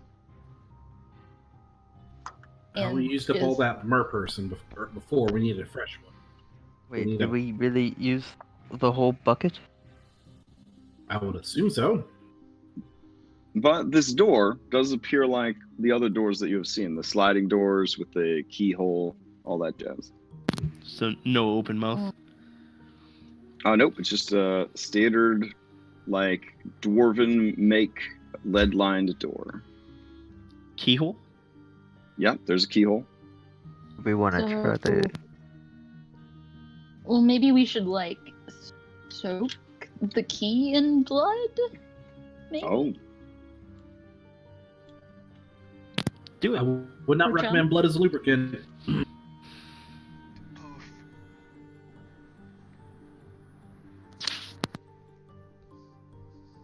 We don't use science in this game. Pietro. All right. You kind of scrape up what's left of the gore in the bucket onto the key for good luck? Yeah. Yep. Okay. Yep. All right. It makes a squelching sound as you put it into the lock, but it works as the others do, shuttering open. On the other side is a feminine, but also very like deep sea fish-ish looking woman. This is a massive domed room. I believe it measures, what do we got here? 60 feet across, roughly.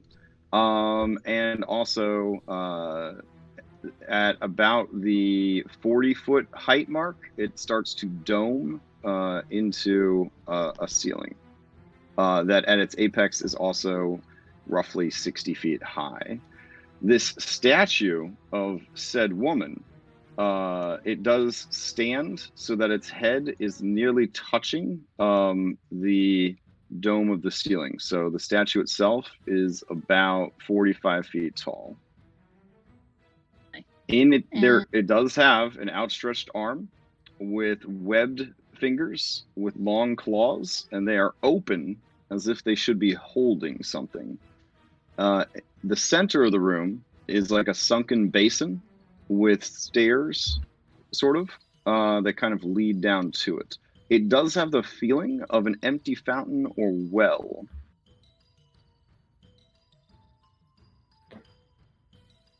Okay. So the way proceeds from her extended claw, something about... Oh, yeah. Sorry. From her outstretched claw, the way precipitates, yet her hunger must be vanquished to proceed.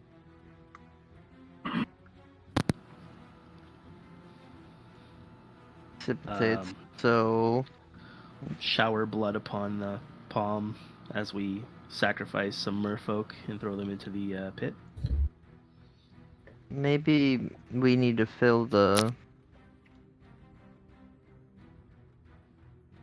tub with blood and then run the contents over the hand into the well. Yeah, I was wondering when we're gonna get to the tub. You hear Like, some right here. angry grunting from the hallway. Zalgrabath is stuck, but too proud to admit it. So he's going to be a hot minute as he starts trying to back up, move forward, back up. It's like a monster truck that got stuck in the mud. He's just trying his best back there. Austin Powers in the golf cart. Crash. 47 point turn. Yeah. Can you type in chat what was on the door? Yeah, sure. Does Zolgramath need to roll a strength check to get on through? Cinematically, I'm just gonna have him stuck for a little while, so he All right. he will be able to join you guys, but you know, story wise, he definitely has to burrow and dig to kind of open up the hallways, but he's just that fucking big, so. Which really, works out thematically because I don't know if your basin would have fit through either. So he's kind of having to do double duty there. So.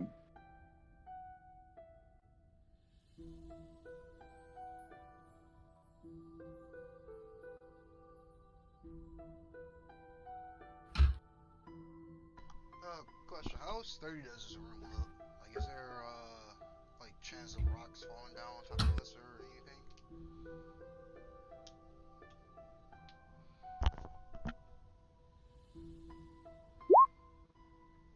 Huh? Oh, I mean, it looks like rocks have already kind of crumbled down from the ceiling. So yeah, I mean, it structurally it doesn't look like a very safe place.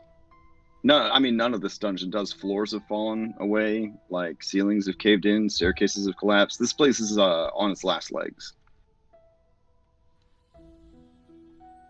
Does the statue look hungry at all? Like, is she missing like part of her stomach? The statue. Is her mouth open? The dampness and the sort of natural erosion of time have made her features a bit hard to discern, but she looks like she is smiling benevolently.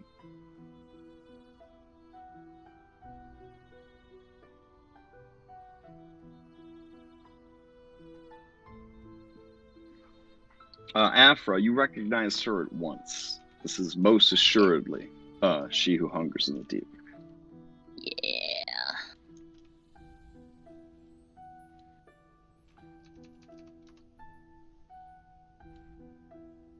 But with like some human worshiper add-ons, aka these massive tatas. Because in all the visions that all the visions that you've seen of her, that there were no massive tatas.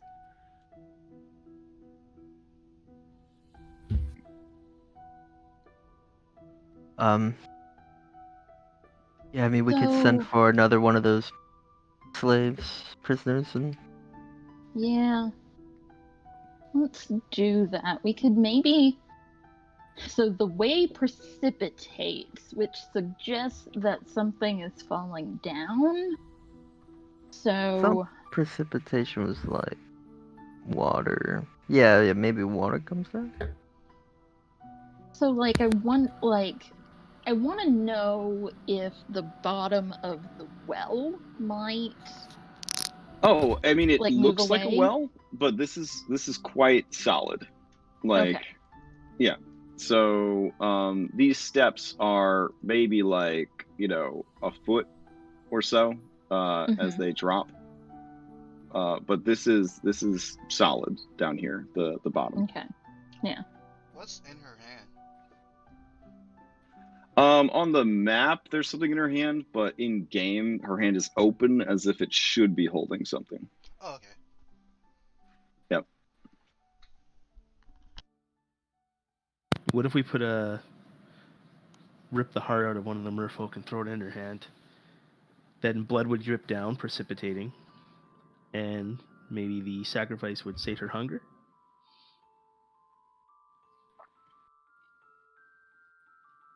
In order to not waste resources, we do not have infinite merfolk. We could just start with using blood, like some blood. I mean,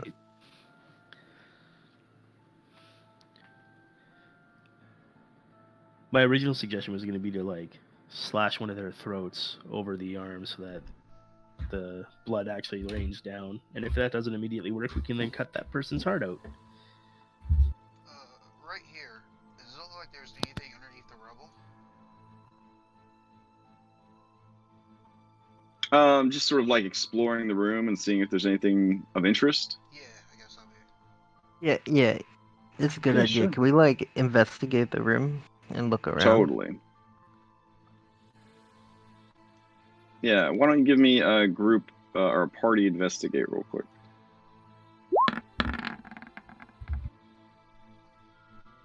Okay, yeah, as you look around the room, you do find that there is a smattering of offerings, I guess, that are left over from long ago. The coinage adds up to a mighty 98 gold pieces. And there is a small collection of gems and jewelry that add up to another 178 gold pieces. What if we try and put that in her hand? I don't think she's that kind of a girl. I mean, we could try, but I don't think.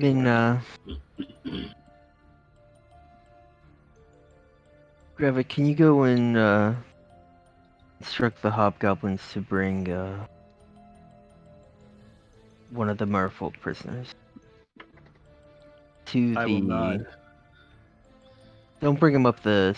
Just don't bring him into the golem room. Just take the prisoner from them and bring her up. All right. Gravik will attempt to do so, but Fat Ass is in his way. This does delay things a bit, but as I'd like to be. Oh, truth. This does delay things a little bit, but eventually, they clear the way enough that Zalgramath can get through and the tub can get through. But it does end up taking a couple of hours. I mean, you've got all day. You do, however, return Gravik with said merfolk. The merfolk's eyes wide with desperation and terror, but their body is mostly limp with exhaustion and defeat.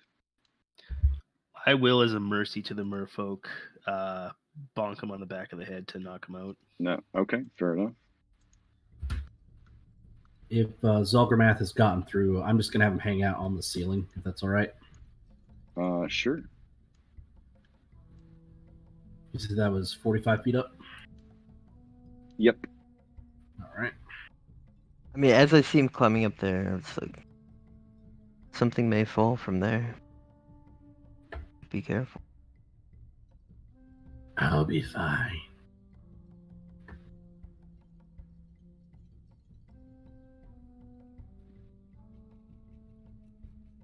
Okay. And yeah, we'll take the merfolk and at first we'll just slit his wrist and let blood fall over the outstretched hand. Okay. Yeah, as the blood begins to pool up in the hand, is somebody just flying with the merfolk? Is that how you guys are above the hand? Yeah. Or Garuda. Oh, okay. Can Garuda carry a Garuda with his merfolk? 8 strength? Even in emaciated states? All Are we right, gonna have fine. to lash them to Garuda's body for it to just wing his way up there? I'll cut off one of the merfolk's arm, and I'll hand the arm to Garuda, and I'll tell Garuda to pour the blood over the hand. Don't OGs me. I'm evil. Man, okay. I mean, we could literally just like slit his wrist, put it into like, some sort of a cup of some sort or a flask. We have a bucket. All right, Garuda, you take the bucket. You take the bucket with the recently severed arm. You fly up, and you just sort of hold the arm as like a super soaker, and just sort of like into the hand. Each time you do, you hear the kind of the crackling of stone, and you see the fingers of the claw begin to move and flex as if they are hoping to touch something, to hold something. I fly up higher. Just give him the arm.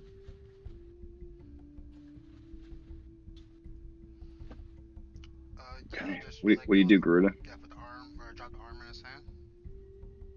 Okay.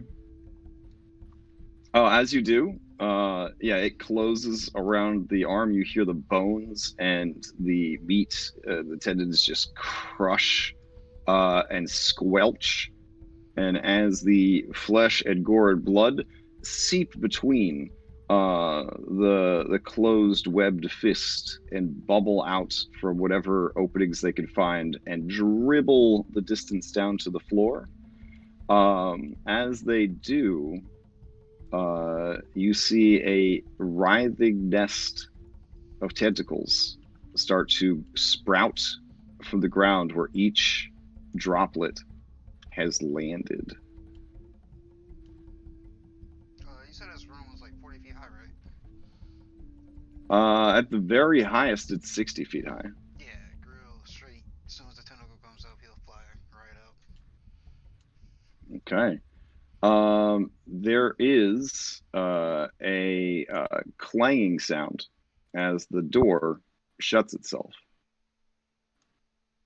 And then time begins to slow down as you feel the need to roll yourselves into initiative.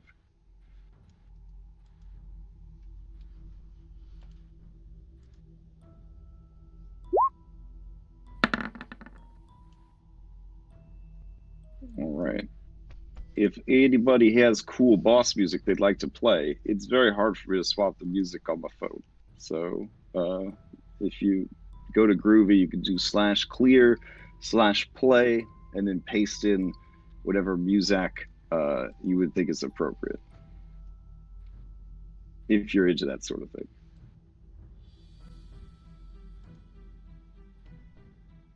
Someone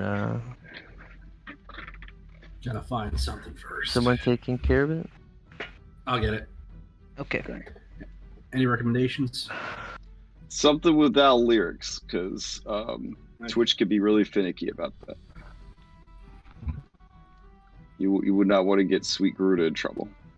Like I almost got some people in trouble on Thursday with my butthole monster. All right. I did my penance, okay? Spent over an hour putting a sensor bar over those buttholes. So, fully motion tracked. All right. Okay, so leave me to it. All right, so, starting things off then is Garuda. Fly over here, and then start blasting. All right, you start blasting.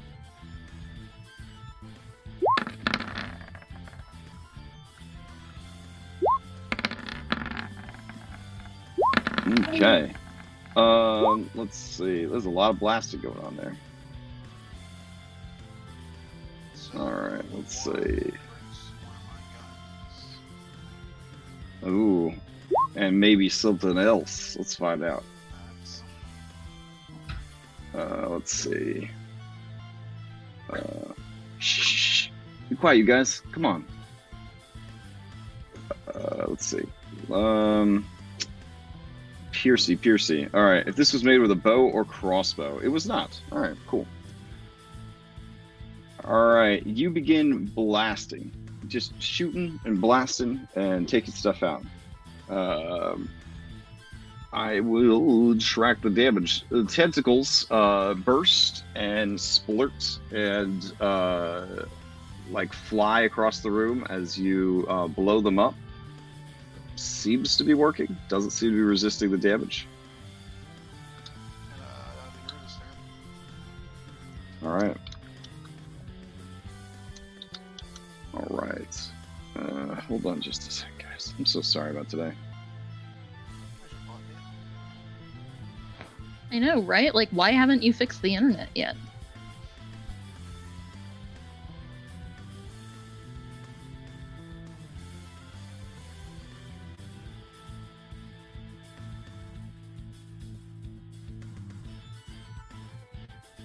Oh, that was in reference to Tiny Pug, who was trying to keep me safe, but she could hear you guys in my headphones and wanted to warn me that people were sneaking up on me. So.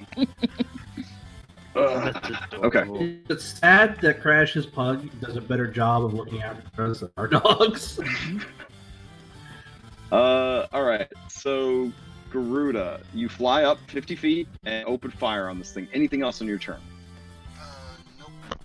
Well, I move over there. Okay. Yeah, that'll be it. All right. Pietro, to you.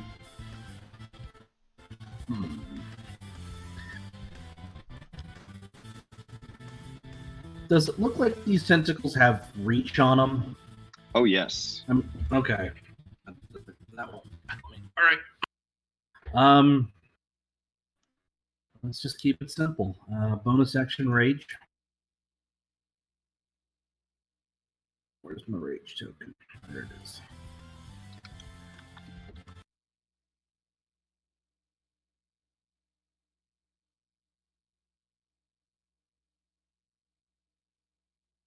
Twice. Does a 19 hit? It does. All right. And then follow up. Let's use the superiority die on that for precision. Does a 15 hit? 15 hits. Okay.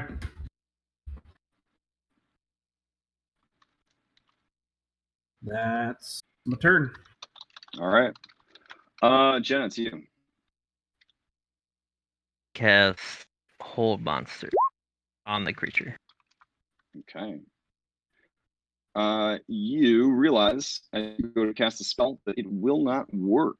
And according to Jeremy Crawford, if I be a good DM, I should let you know that when you go to cast it, you lose the action, but not the spell slot. That's his place of kindness or whatever. This is because the thing that you were trying to affect is not a creature at all. It is a spell effect, or a magical effect, or an environment effect, but it is not a creature per se. Yep. All right. Well, thank you but for. you keep the spell slot, but you do lose the action because you did commit to the action. That's fine. Yep. That's good information. Yeah, I will stand behind Gertie. All right. Oh, did I not get Mario? Oh no, I did get Mario. Okay, good. Yep, that's my turn. Alrighty. That brings us to Gertie. Yeah, Gertie is going to shoot its breath weapon at it. Do you want me to get the token? I mean, it's just a line. Oh no, it's all good. It's all good. Yeah, it fails. It does take the damage. You guys have poured a tremendous amount of damage into this stuff. As you blast these tentacles, they just continue forming like a teal whitish pulp on the ground. And Gertie's gonna move over here. Well, I guess no, she'd protect Jenna. Oh yeah, she's gonna be like right here. And telepathically to everyone, Jenna's gonna say it's a spell effect. It's not a creature. And that's Gertie's turn. Okay. Afro, to you. Okay. I am going to move next to this merfolk person. Can I item interact? Cut off her head? His head? Its head? I think that's more involved than Okay, an item interaction. Yep. Okay, then I will actually do that. Okay, that's certainly within the realm of possibility. All right. You choppy off its head. Okay. Yeah. Anything else with And your I'm- bonus action? Well, I would just yell out, I think maybe we need to give the hand something else. So, here's the head. And that's it. Well, I'll summon a tentacle of my own to stand in front of me. Okay.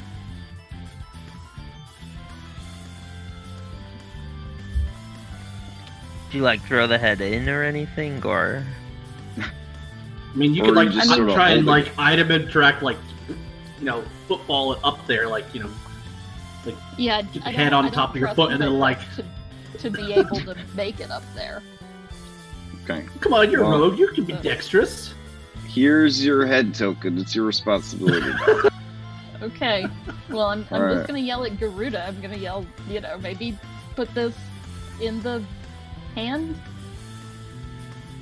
or There whoever we go. can fly, or climb, or has good aim. I'll have good aim. All right. Gravik, to you.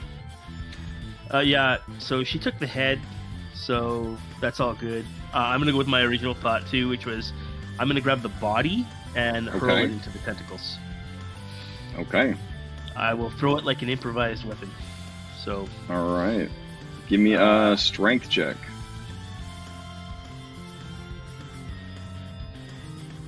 Yeah, no problem.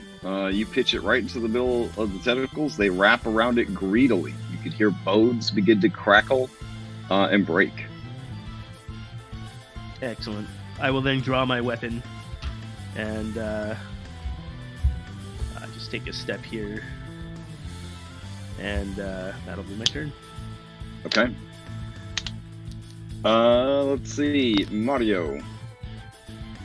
Yeah, Mario dodges. Okay. Zalgromath. Zalbermath, let's see.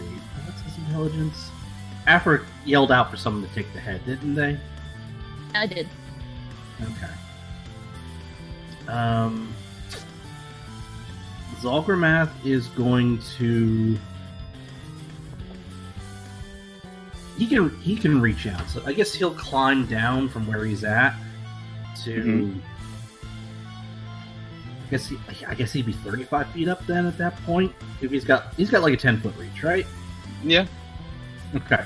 So he'd like crawl down a bit and then like gingerly reach out and like take the head in his maw from Afra, and it's like while holding the head in his mouth, he's like, "You will help me with any future food issues, I think." And he's going to climb, use the rest of his movement. Anyway, As he's your gonna- and then as your beady eyeballs look over, you do see that the stone-clawed fist of the statue is still closed tightly. ah,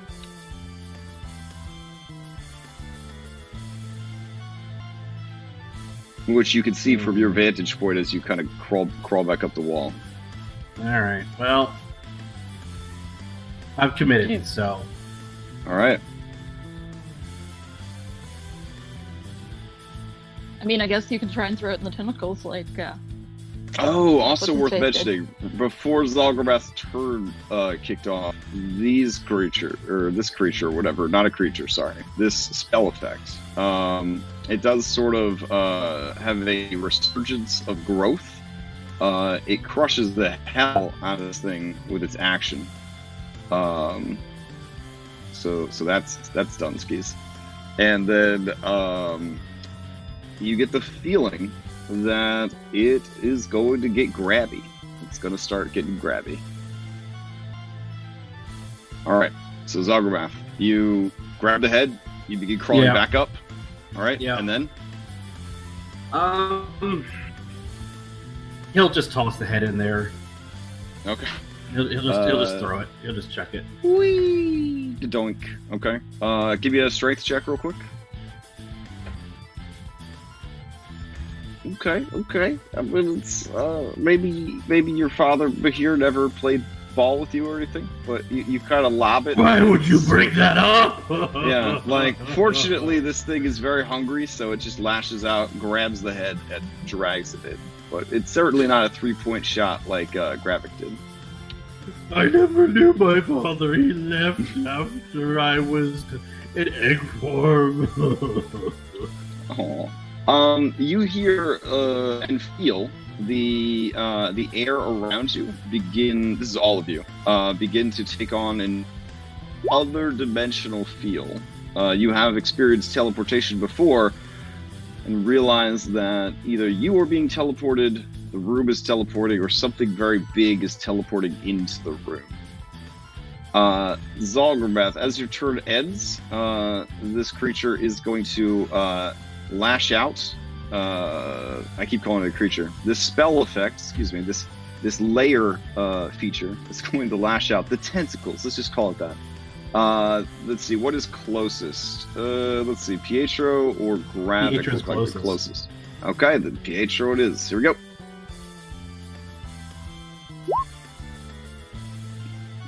Uh, 26 for 13 slashing and 3 bludgeoning.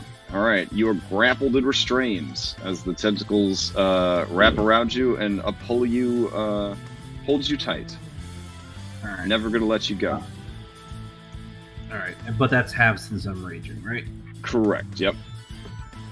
All right. Then you hear the vorping sound of teleportation, and a very big creature appears next to Pietro. It looks thusly. Yeah. You see a creature that appears to be some kind of sea cucumber, maybe larva. I don't know. There's a lot of mouths. There's a lot of tentacles. There's a lot of barbs. There are humanoid-esque limbs. 6 arms, as it were, each ending in a long webbed hand with sinuous fingers and long claws. The orifice that would form the creature's lamprey-like mouth is overflowing with barbed tentacles, each ending in its own lamprey-like mouth. There's a lot to take in. There's a lot going on with this creature. Upon witnessing this creature's appearance, I need everybody to make wisdom saving throws. Would no magic... hero's feast today, right? Nope. Nope. Okay, let me correct something. Would magic resistance apply to resistance this? give me- yes. Yeah, sure. It's a magical effect. I mean, it's technically a psychic effect, but they're the same thing as 5th edition. But I do so at advantage. Okay. Alrighty. It's a lot of saves here. We're locking into the results. Okay. Garuda, Zalgrameth did not do Gravik. so well. Yeah, Garuda, Gravik. Gosh, the saves are still coming in. Garuda, Gravik, Afra. Garuda again? Question mark? Okay. Yeah, you Posted as indomitable. Oh, okay. That's the stat indomitable. Wisdom for Pietro is that okay? Pietro made it. Zalgrameth did not. So okay. the 21 is Pietro. Yes. Okay. Yikes. Zalgrameth's got a 5. Fair enough. Okay. The DC for this effect was at 18. So if you got an 18, you are okay. If you did not get an 18, you take some psychic damage and are now confused as per the spell effect.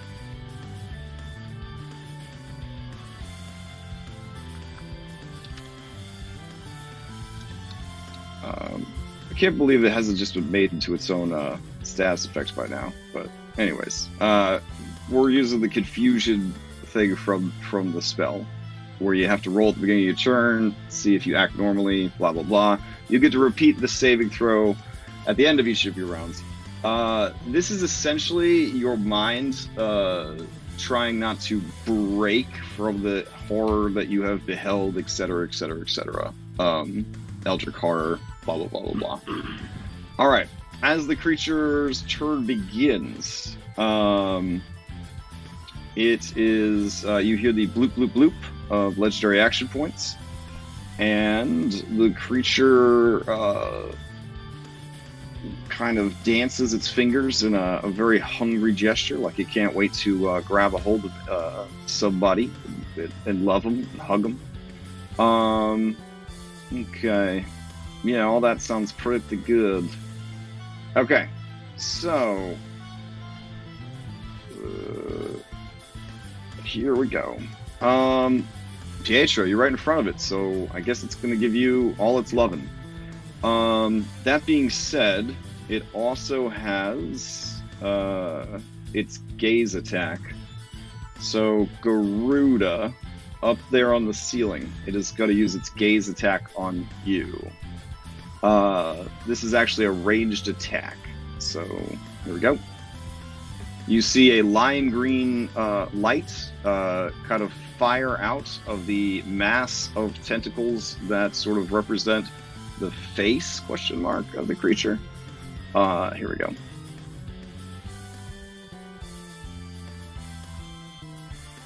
Maybe. Could show up anytime now. Alright, while we're waiting for that attack for Garuda, Pietro. Oh, there we go. So Garuda does a 31 hit. Okay. Yeah, that's going to be 32 points of necrotic damage and a Constitution saving throw.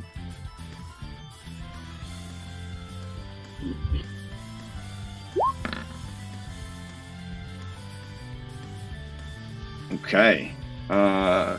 So you guys watch as Garuda is blasted to literal smithereens. He just turns into a cloud of particles.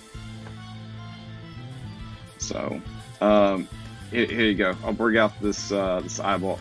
You could just be this from now on. Okay, there you go. All right. Then it is going to attack Pietro with its claws. There we go. Advantage because Pietro is restrained by tentacles. And then it is going to raise up its body and bring down more of its limbs in a stomp on you. Okay.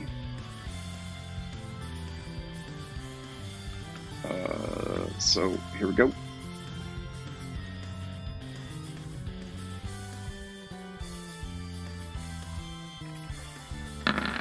Uh, 29 for 24. 29 hits. All right. So how does this dexterity save work? Because I'm restrained. Restrained, I think is what, disadvantage to... I think it's disadvantage. Yeah. So it's just a straight roll because of... danger sense. Yep. Yeah, danger sense. All right.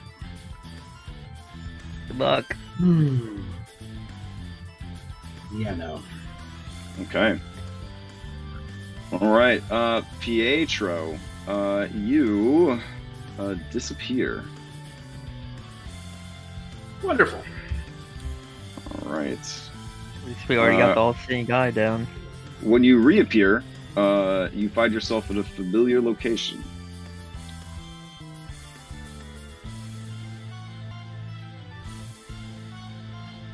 All right, and that is the creature's turn. Well, I guess there's nothing else to fight, so it will start slurping across the ground towards this way. All right, Garuda. Man, that's rough stuff. Let's see. Okay. Oh, wow. Oh, man. Okay. Garuda, who is a cloud of shattered atoms and particles. You need to make a new saving throw, Constitution based.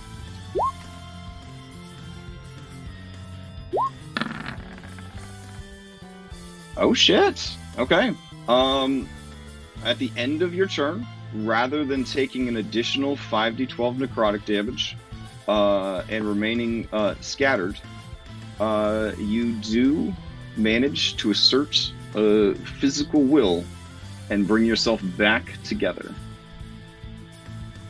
Well done. It's disturbing. Is it sad that I'm less disturbed that he was disintegrated than that he was able to come back from it? Well, I mean, as long as you're disturbed, these Eldritch horrors feel like they're doing a good job. So. All right. So that is your turn, though. It is basically trying to reassert your physical self. As that turn ends, the tentacles are going to lash out. They're going to try to grab a hold of Gertie. Maybe.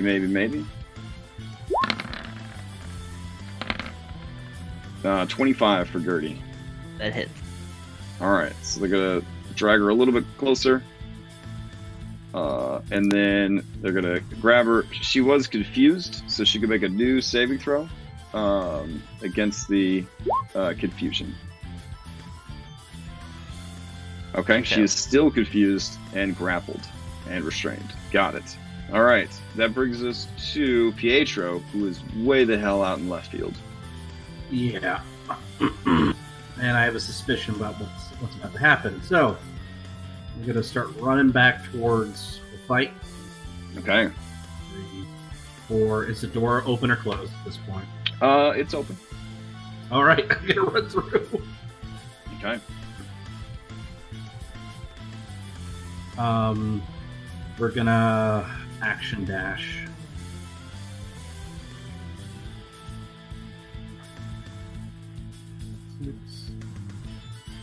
And yeah, that's my turn. Okay. As your turn ends, this big creature is going to let's see. Yeah, it's just going to use claws. Let's see. How big is your reach there, critter? 10 foot? Alright. No, I think Garuda, you're still out of reach of the creature. Man. Let's see. Zolgamrath probably isn't. Yeah. Zolgamrath confused, Stop helping though. the enemies. Yeah. You know what? It will hold on to those sweet legendary action points. Jenna, you're up. Yeah, I'm going to hold monster on this thing right here that is making my party disappear. And when I do so, if you are injured and within 10 feet of me, which I think is just Gertie, heals for 2. Alright, wisdom saving throw. Here we go. Let's see. Just double check it here. Result. Okay. Okay. And okay. Alright, here we go. 24. Yep, it made it. Okay. Anything else from Jenna? Yeah, Jenna. You find Jenna under the mess of all my tokens. Yeah, I was gonna send that to the map layer or something to get him out of there. Mario's kind of like sitting on her shoulders, so is it like fine if he moves with her? Yeah, he's a tiny creature. Yep, alright, yeah, she's just gonna kind of like position over here. And that's her turn. Okay. Alright, Gertie, go ahead and roll a d10 for me. Oh. 2. Alright, you do not take any move or actions this turn. You just sort of sit there, stroking out. You can now make a new wisdom saving throw to break free of the confusion. Don't. Alright, you're still confused. Okay, Afra, to you. Okay. I am going to... Wait, Afra, you didn't get an 18 on your wisdom save. Oh yeah, that's right. Yes. I'm, I'm sorry, Afra, roll a d10 for us. 4. Alright, you do not take any move or actions this turn. You just sort of stare off into space. Okay. Alright, so And go ahead and do give me wisdom another saving saving throw. Yep. Damn it. Okay. Gravik, give me a D10. Alright, you do not do anything this turn. Give me a new saving throw. No. Alright. Amadio. Mario dodges. And Okay. he's Mario missing. wasn't confused by the creature when it appeared? No, he wasn't. He rolled a Okay. 19. Nice. Alright. The tentacles. They are going to reach out and try to grab Jeddah. There we go.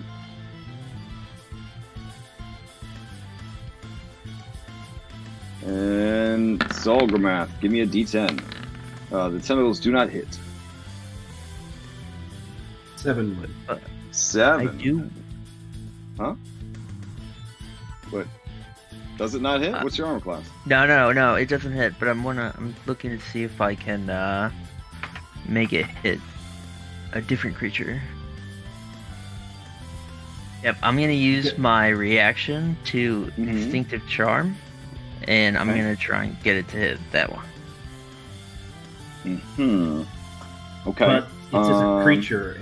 Yeah, this is like a spiritual weapon. Yeah. So I don't Okay. really- Okay. Yeah, then I guess it wouldn't work. Okay. All right. In that case, Zolgramath, you rolled 7. Use its action to make a melee attack against a randomly determined creature within your reach. So your reach. What is your best reach with melee? I think you got 10 foot bite. Is the best one. Yeah. All right. So Garuda would technically be outside of it. Oh wait, you're 15 feet up on the wall. 25. Yeah, he'd be fine. So you got Afra, you got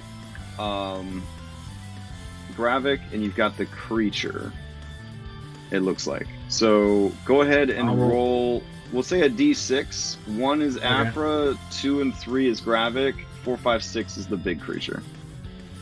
All right. All right, you attack Gravik.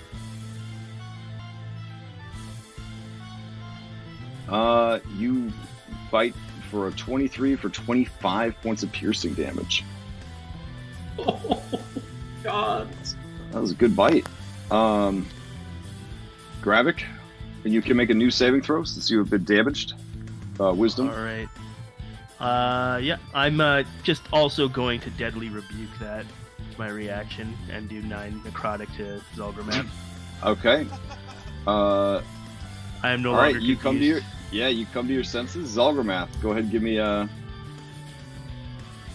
new saving throw. Wisdom save. Okay. Yep.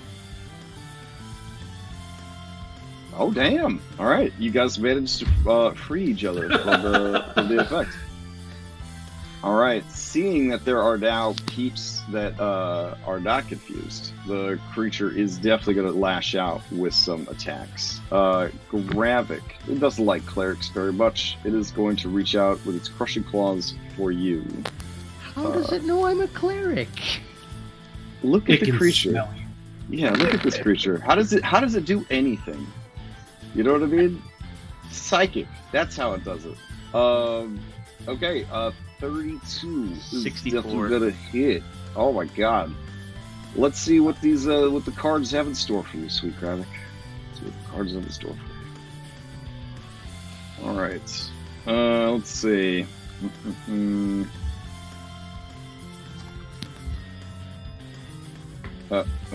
Okay, here we go. This alright, make a DC 18 Constitution save. Otherwise it punches through your heart. Man, you get the best cards. Oh, okay.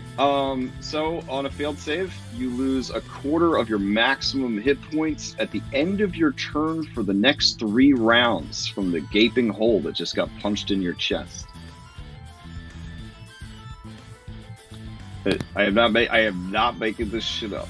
Yeah, no, that's No, okay. yeah, I'm just like, oh my god.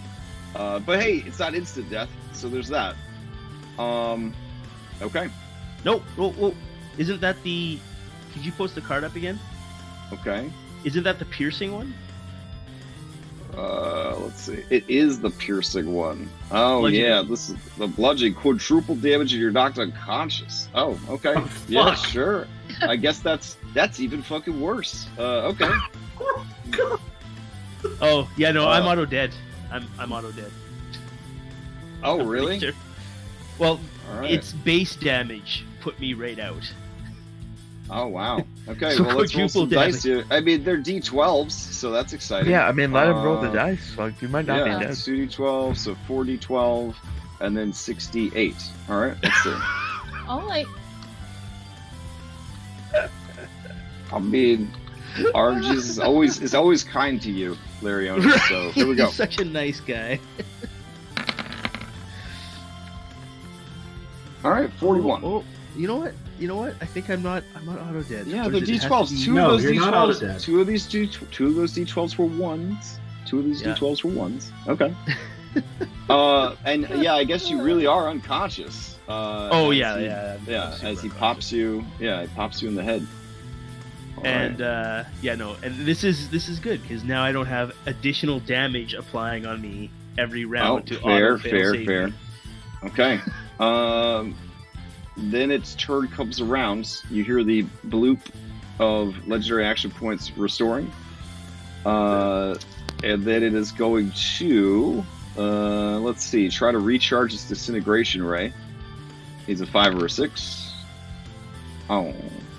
Alright, and then it is going to make its way, I guess, under Zalgramath? Yeah, it's only, yeah, he's 15 feet up. Alright. And this just gonna slurp on top of Joe body here. And it's gonna go for Afra. So here we go, Afra. It's gonna use its crushing claws.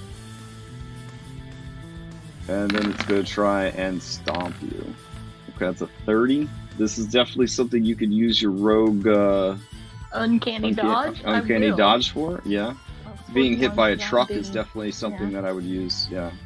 Yeah. Okay. Okay. Yeah. And then it is I'll, going to try and stomp you.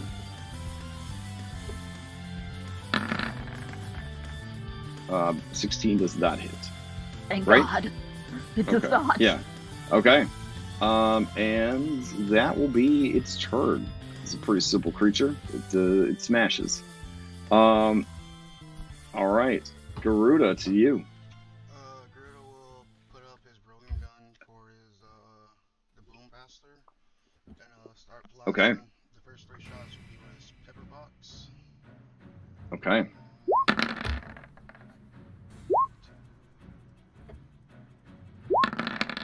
And the last shot. Yes.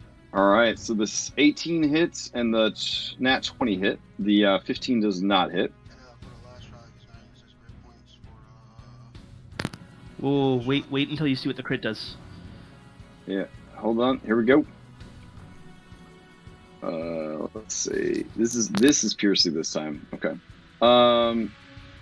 For the next 1d6 rounds, the creature must make a DC 14 Constitution save when moving 5 feet or more. Otherwise, it falls prone. Okay. It's kind of cool. Is it like a knee shot? Well, one of its knees, I guess. All right, using has violent knees? shock. Yeah, I mean, it's got some elbows. Yeah. It looks more. I don't know. It looks like a tire. Dang. 19 definitely hits.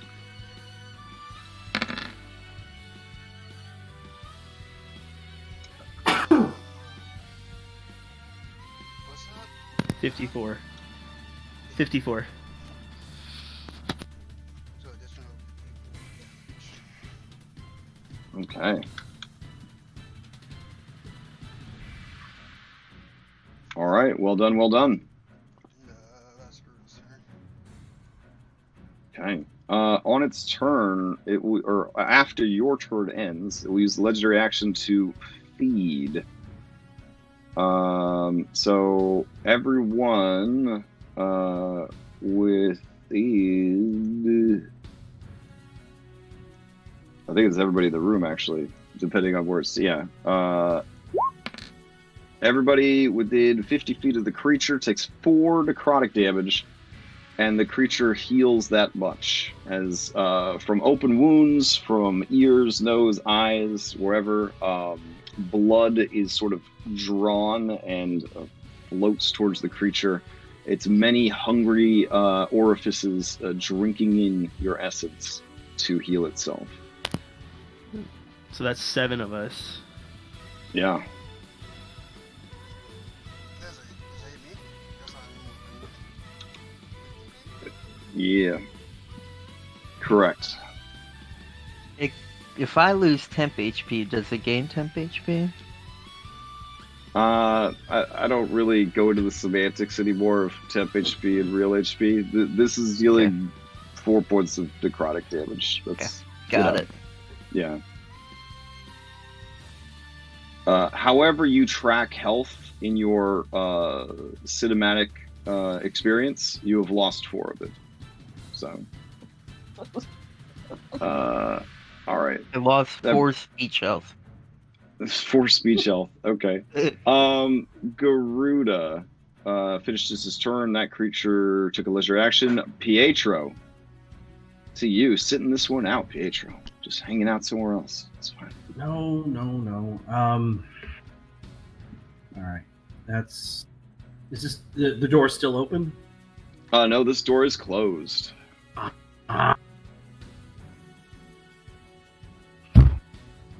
Yeah. I don't have a key. All right. There's You guys are psychically linked. Yeah. So, where are you? He is literally on the other side.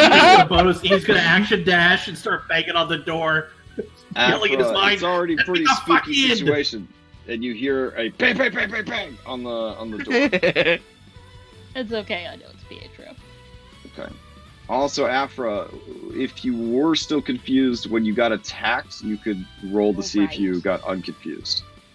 Oh, does the 4 necrotic trigger the... Any damage Nice. would trigger a chance Okay, to well try then and break God through. damn it, they're getting worse. Okay. Gertie's gonna try and... Oh, she fails. Okay. Alright, that brings us to this creature's turn. Before Jenna, it's going to use, let's see. Actually, tentacles haven't attacked a while. Tentacles are going to try and grab Jenna. There we go. Don't the tentacles attack on 9? Or can they go whenever? That's when they started acting, but they're just like, they're just doing their own thing, just causing chaos and problems. My bad. I have like a budget of tentacle actions I can make each round. All right, 23, 11, and 15, and grappled. Unless you're gonna have some shielding or some other weird thing happen. No, I don't. Okay. All right. Then you are grappled and restrained as your turn starts up.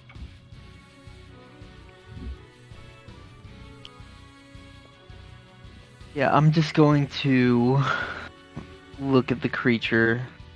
My eyes are gonna glow, and I'm going to tell it to start dancing. Oh, okay. And if you're within 10 feet of me, which is me, myself, Garuda, and Mario, you heal for... You mean Gertie? Yeah, Gertie, I'm sorry. 5 this time.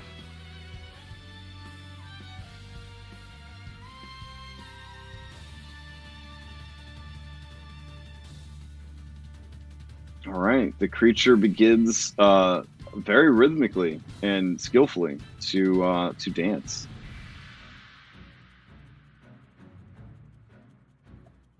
Like 16 years of ballet. Like really nice stuff. All right. Anything else from Jenna? No, that's all. Okay. Let's see. Dancing creature must use all its movement to dance, and disadvantage on dex saving throws and attack rolls. While the target is affected by a spell, all other creatures have advantage on attack rolls against it. As an action, a dancing creature makes a wisdom saving throw to regain control. of itself, only if it uses an action. As a successful save, the spell ends. Okay, fair enough. Let's see. Okay. 1, 2. Gertie, give me a dex, or not a dex, a d10.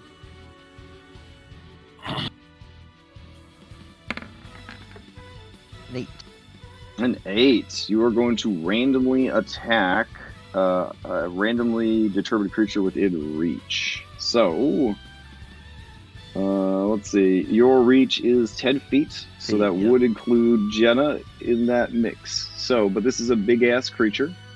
But there is also a hamburger on the ground, so we will count him in there as well. Because... Oh. Yeah. So, I don't think it matters. Mario's invisible. Yeah, but Gertie's senses, right? What does she got here? No, she doesn't have any real dragon senses. Yeah. Not trying to hurt her feelings or anything. All right.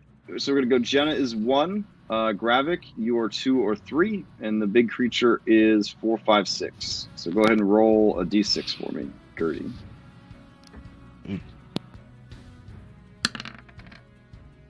All right, Gertie, please perform a coup de grace on Gravik. This would be a crit, right? Yeah. And does a crit do 2 death saves? It does 2 death saves, yep. I'm dead. Holy shit. All right. Gertie and Zalgramath tore me to shreds. Question, can I roll to get my breath weapon back, even when confused? Is that a thing? Yeah, but you would use whatever your... it's a melee attack specifically, so... Yeah, I'm just checking to see if I can get my breath weapon back. Every round you should be checking for your breath weapon. Okay, alright. Do you mind if I retcon from the last confusion round, the d6 to check? Because I wasn't sure. Oh, well, I got it back. Perfect. Okay. Anywho, alright, that is the end of Gertie's turn. Afra, your turn comes up. Give me a D10. Okay, 6. 6. You do not move or take actions this turn as you just stare into the horror before you, and watch as Gertie begins snacking on Gravik. And Can you anybody remain. snap me out of this? Anybody? And you remain that way. All right. I'm so disturbed. I saved Gertie's life. She only lives because I healed her. Ghost of Gravik. Mario, you're up. Wait, real quick question. Did Gravik just take 3 failed death saves when he got attacked by Gertie? Does he know? Nah, he's taken 1 from the hungry... The necro feast. Yeah. Oh, wow. Yeah, the feed ability. Oh, that's... Okay. Yep. All right, Mario, what are you going to do? Dodge and probably move over there. Okay. All right, tentacles. All right, let's see. Tentacles are going to, I guess, reach out for Zalgramath at this point. Here we go.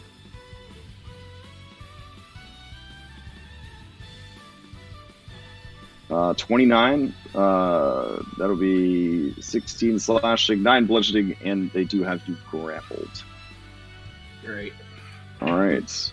As the tentacles turn ends, this thing is going to try with its last legendary action to claw Zalgramath. Here we go. 22. Oh shit. Okay. No, it's a disadvantage because he's dancing. Right. So 23. But no, it's normal because I'm grappled and restrained. Restrained. Right? Yep. Ooh, Yep. okay. Yep. We're riding a roller coaster right now. Okay. So let's see what happens. Zalgramath. Let's see. This is bludgeoning, maximum double damage as it smashes one of your shins. So that would be 24 plus 24 is 48. plus another 24 and another 24. 48 plus 48. 96 plus 7. So 103 points of damage. Okay. Okay. Your turn, Zalgramat. Alright, so I'm grappled and restrained. It's a whole action to try and get out of that. Anything I do, it's going to be a disadvantage, but because the creature, not the tentacles, but the other creature, because of Otto's irresistible dance, it'd just be it'd be a normal attack. I believe attacks against it don't benefit. No, they get advantage. No, Oh, it really? says, a dancing creature must use all its movement, and blah blah blah. It has disadvantage on attack rolls and dexterity saving throws. Mm-hmm. While the target is affected by the spell, other creatures have other advantage creatures on have attack advantage on rolls attack rolls against it. against it. All right. So yeah, it would be a normal thing. Alright, in that case, I'm going to try a multi-attack, so bite and then constrict. Okay. Although, how big is that thing? That's bigger than large, isn't it? Yeah, it is the same size as you. It is a huge creature. Okay. Well, then I guess I can't constrict because it's one large or smaller creature for the constrict. Correct. Alright, so just a bite attack then.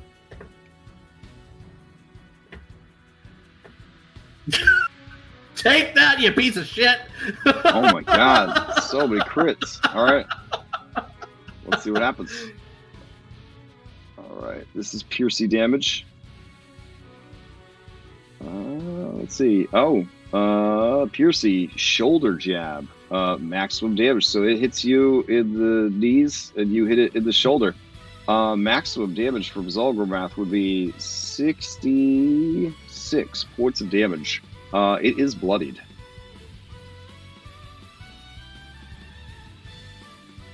All right. As I'm grabbing it in the shoulder, I'm gonna rip out a chunk, and Zalgramat is gonna spit it out and say, "Get away from my food." And Ghost of Gravik. I don't know if you heard that, but all right. As your turn ends, Zalgramat, it is going to turn its attention to you. It is going to try and get Disintegrate Ray back. It does not. Continuing its strange dancing, it is going to dance in place while the two of you kaiju battle it out. First it's going to try to crush you. Normal attack roll, because it's fucked up and you're fucked up. 17? Just hits. Just hits, okay. And then it is going to try and dimensionally stomp you.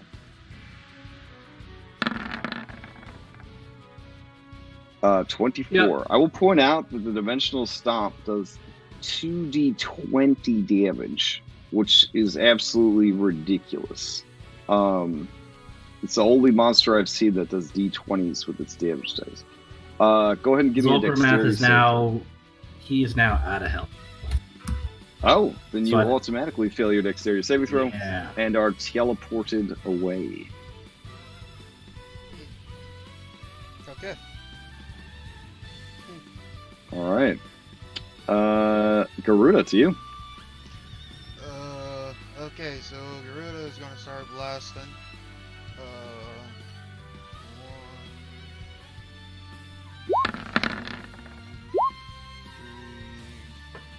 My God, holy dude, what? shit, dude!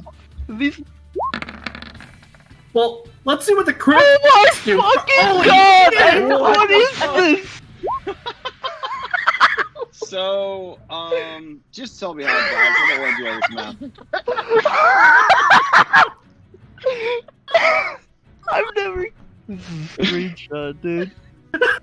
Yeah, just tell me how it goes down. Just tell me how it goes down.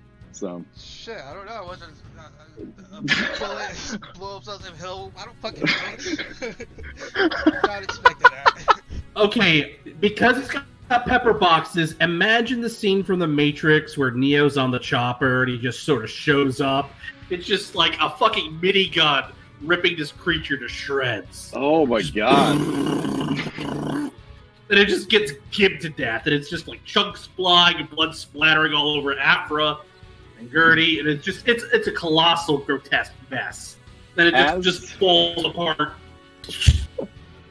As it falls apart, it turns into just a soupy, fleshy miasma that just drains down into the well area. The tentacles fold around it like the closing petals of a flower. And then there is sort of the sound of like a toilet flushing almost. And the ground opens up beneath all of this nastiness. And a stairwell is revealed that leads down into darkness. Well, that was easy. Fred just blinks like, what? What happened? Did something happen? Afra, you do feel like you were run over by I don't know. There's not trucks in D&D. You feel like Zalgerback Ox cart ran you over. Yeah. Where did he go? Oh yeah. Let me roll some D20s here real quick. One. That was 3 crits in a fucking row. Practically, yes. Oh, yeah. Okay.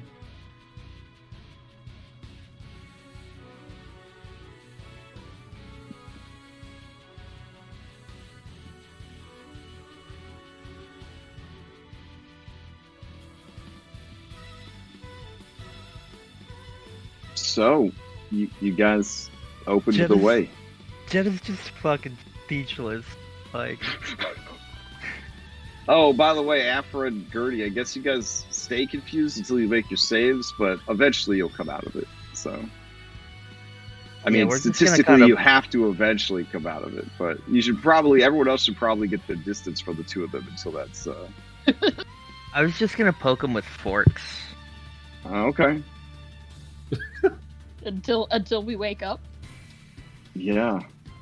I mean, I guess we shouldn't have left combat because you guys, the confusion effect was from seeing the creature, and the creature dying that had no effect on your mind being shattered.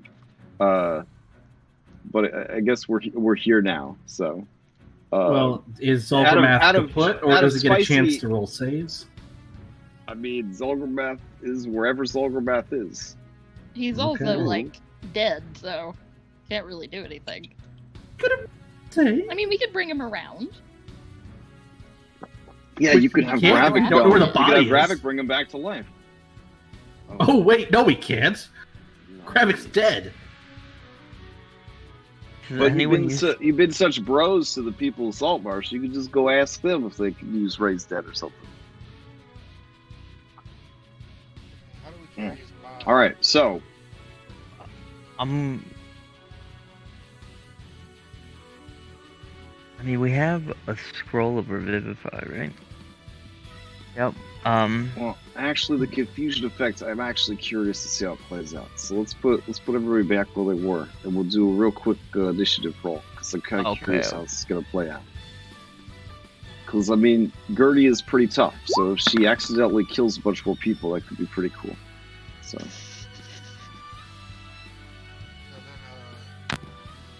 Garuda, you might have to end Gertie. So does it still No. well, yeah, I mean, you were blasted, right? So that would be the end of your... We'll continue from your initiative, essentially. Alright, then I will use action surge and stow up both my pistols, pull out 2 new ones, and Okay. I will shoot Gertie once and Alpha. Okay. You might kill Afra. Yeah. Don't shoot anybody. Just don't sharpshooter me. Just don't shoot me. Like I'm slap me. He shot me like gently when we were trying to do the whole freaking killed Geralt the Rivia business, and he did a shit ton of damage. He doesn't shoot people gently. Don't shoot him. Telepathically, So I said we're don't all shoot him. telepathic. I'm like, well, Gertie just killed Gravit. I mean, so I feel like I should. Gertie's. We're all telepathic, so yeah, that was just fucking curious. Fuck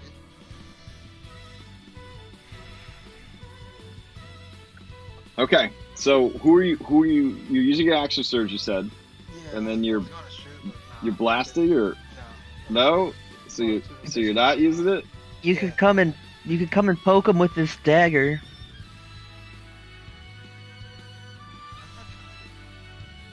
Yeah, fuck it. No, that's my turn. I'll end it right here. Let's call it that. Okay.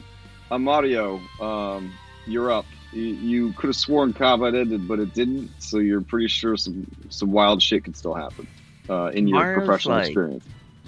A familiar? Is there so he can't like make attacks, right? He can't. He's in a strict familiar contract. Yep. He gets to live forever as long as he doesn't attack. All right. Mario's gonna help Jenna. He's gonna be like, just stick him right here, boss, right here, and he's poke him right at the tail, and he's gonna provide assist action. All right, fair enough. Pietro, you are still outside the door. Yeah, he will continue in his mind and verbally demanding to be let in and pound on the door. Jenna, to you. Yeah, Jenna's gonna step forward, and she's gonna poke Gertie with the one of the forks. Give me an attack roll.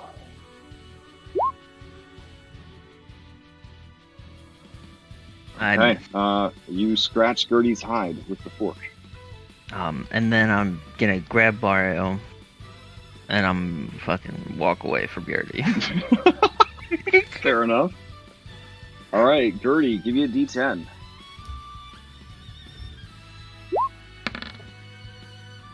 Roll 5. Okay, Gertie, you just sit there stroking out. Oh, did we not get an Afra in here? I'm sorry. We gotta figure out what Afra does. Afra, can you roll an initiative real quick? Okay, sweet. Good timing. We read it. I thought it was just... Okay, no worries. I consider you more of a threat than Gertie.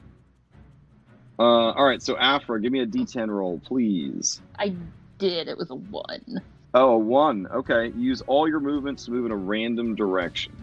Give me a D8 roll. Into the door. Will that open it?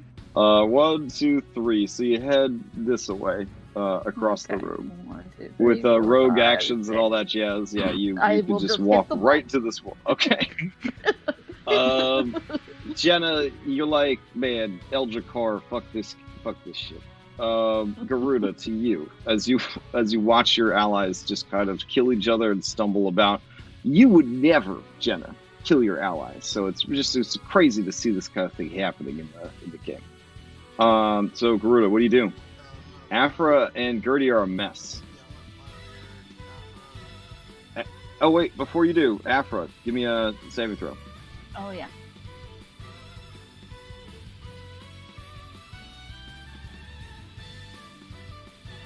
Okay. My curiosity is definitely sated. This could potentially go on forever. Yes. All right. Yes, it could. So, Garuda, you fly up to Afra. Afra's eyes are wide with terror and confusion.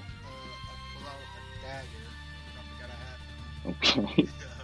And you throw it with sharpshooter. Rapier. You are unable to hit Afra.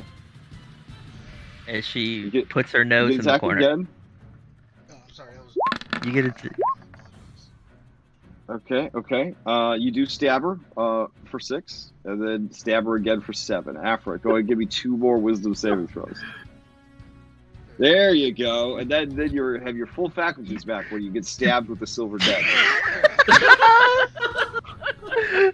But you have snapped back to reality.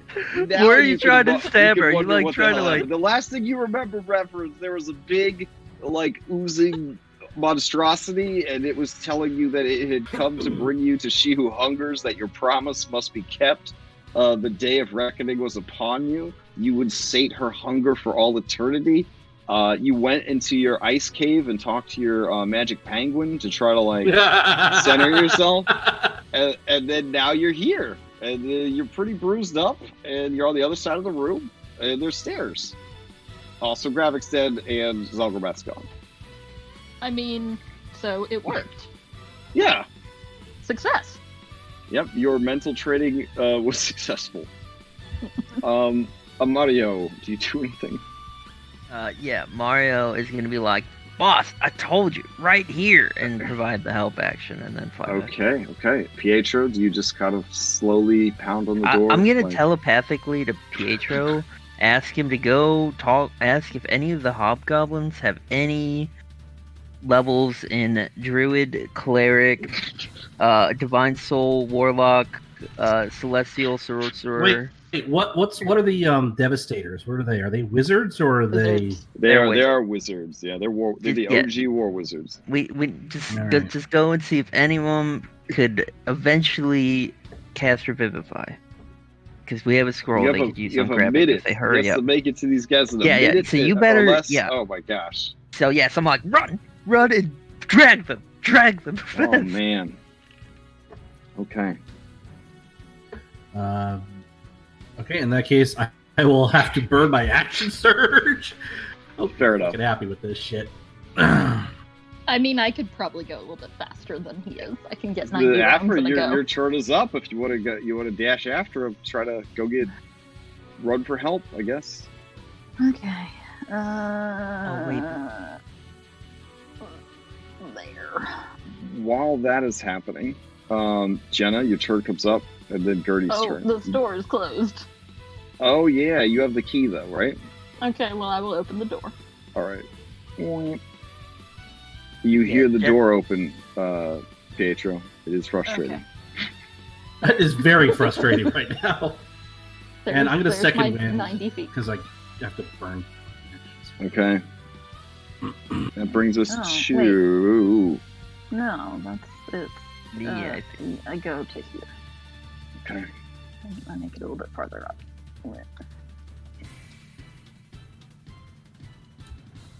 Yeah, Jenna's gonna be like, Mario, I can't see where you're pointing. You're fucking invisible, you idiot. And I'm going to magic missile. But he replies that you can because you're psychically linked. But then he realizes you can't see his hands because he can't see his own hands. So that's always an awkward thing.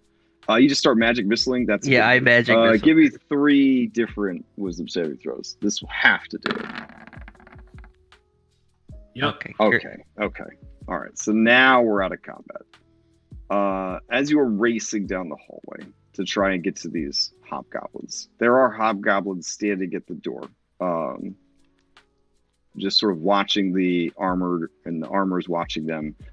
You careen around the corner, Pietro, and you see them.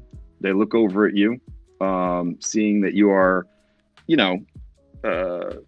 disheveled a bit from everything that has happened, and they look questioningly at you. All right, and I will bellow out, is anyone a druid? Anyone a cleric? We need someone to revivify our own cleric. Hurry, quick! Oh, Krognar the Grand steps up, and he says, our only cleric, they fell when we first came here. But if you needed the druid, I believe the merfolk we just brought you was a druid. You're fucking kidding me. Yeah, let's chop his head off, she said. I only took an arm, alright? Like, no, you guys killed him. It would have bled out. Oh, for fuck's sake. I cauterized the wound. You didn't say that. I was implied. You don't just cut an arm off and let the blood spill everywhere. We were trying to keep him alive. Trying to bleed them. So, am I to understand that you own a Revivify scroll, but no one has access to Revivify as a spell? Is that the situation? Yep, I do have a scroll of Yes. Revivify. Okay, that is definitely going to monkey wrench your plans, which is kind of what D&D does, is monkey wrench plans. You are at like a day and a half on the timer. You could try to return to Saltmarsh and get Gravik raised dead, but then Gravik is going to have raised dead penalties going into the final leg of this journey. So that's a thing. Alternately, Jenna, you could hop into private chat with me real quick. I'll do it. I could do that. I could do that. All right, that sounds pretty. I'm not. It's not. Anyways, I'll meet you there. Get into my van, little child. Oh, for fuck's sake. Yeah, I was for sure we were going to lose there.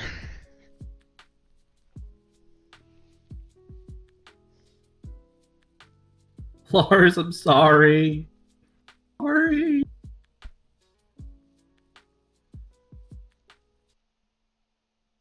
No, it's all good. It's all good. We'll figure out a way to get Gravik back, I'm sure. I'm wondering if somebody's gonna undead you.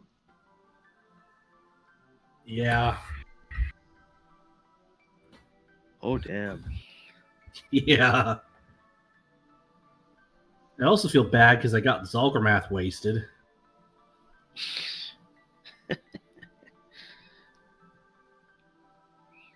Because I mean, that was climbed... basically his job.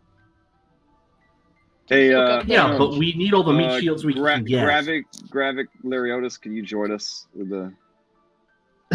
Yes, I can. Okay. I know that was his job, but still, it's a wasted asset because I could have played him a little bit smarter.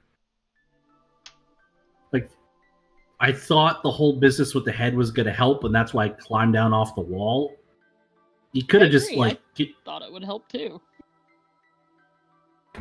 I could have just kept him, at a distance, higher up on the wall.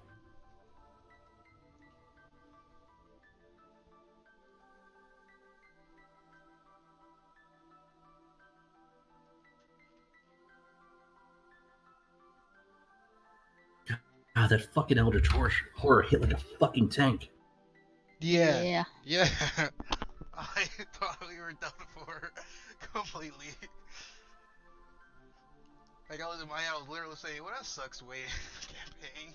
We didn't get to make it to the end.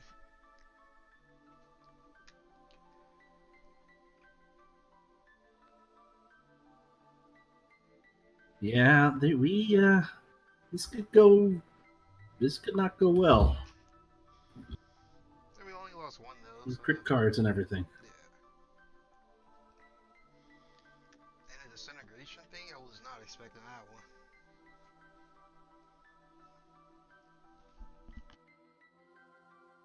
It was unexpected.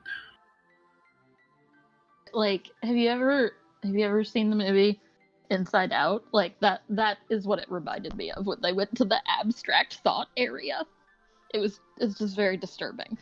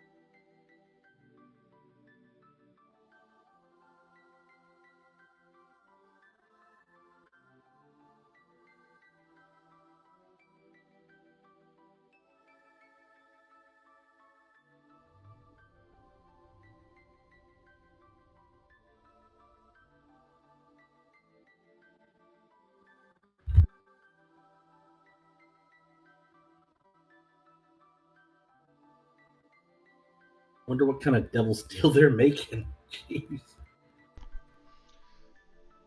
Yeah, I was wondering that too. Again, I think it's going to be undead.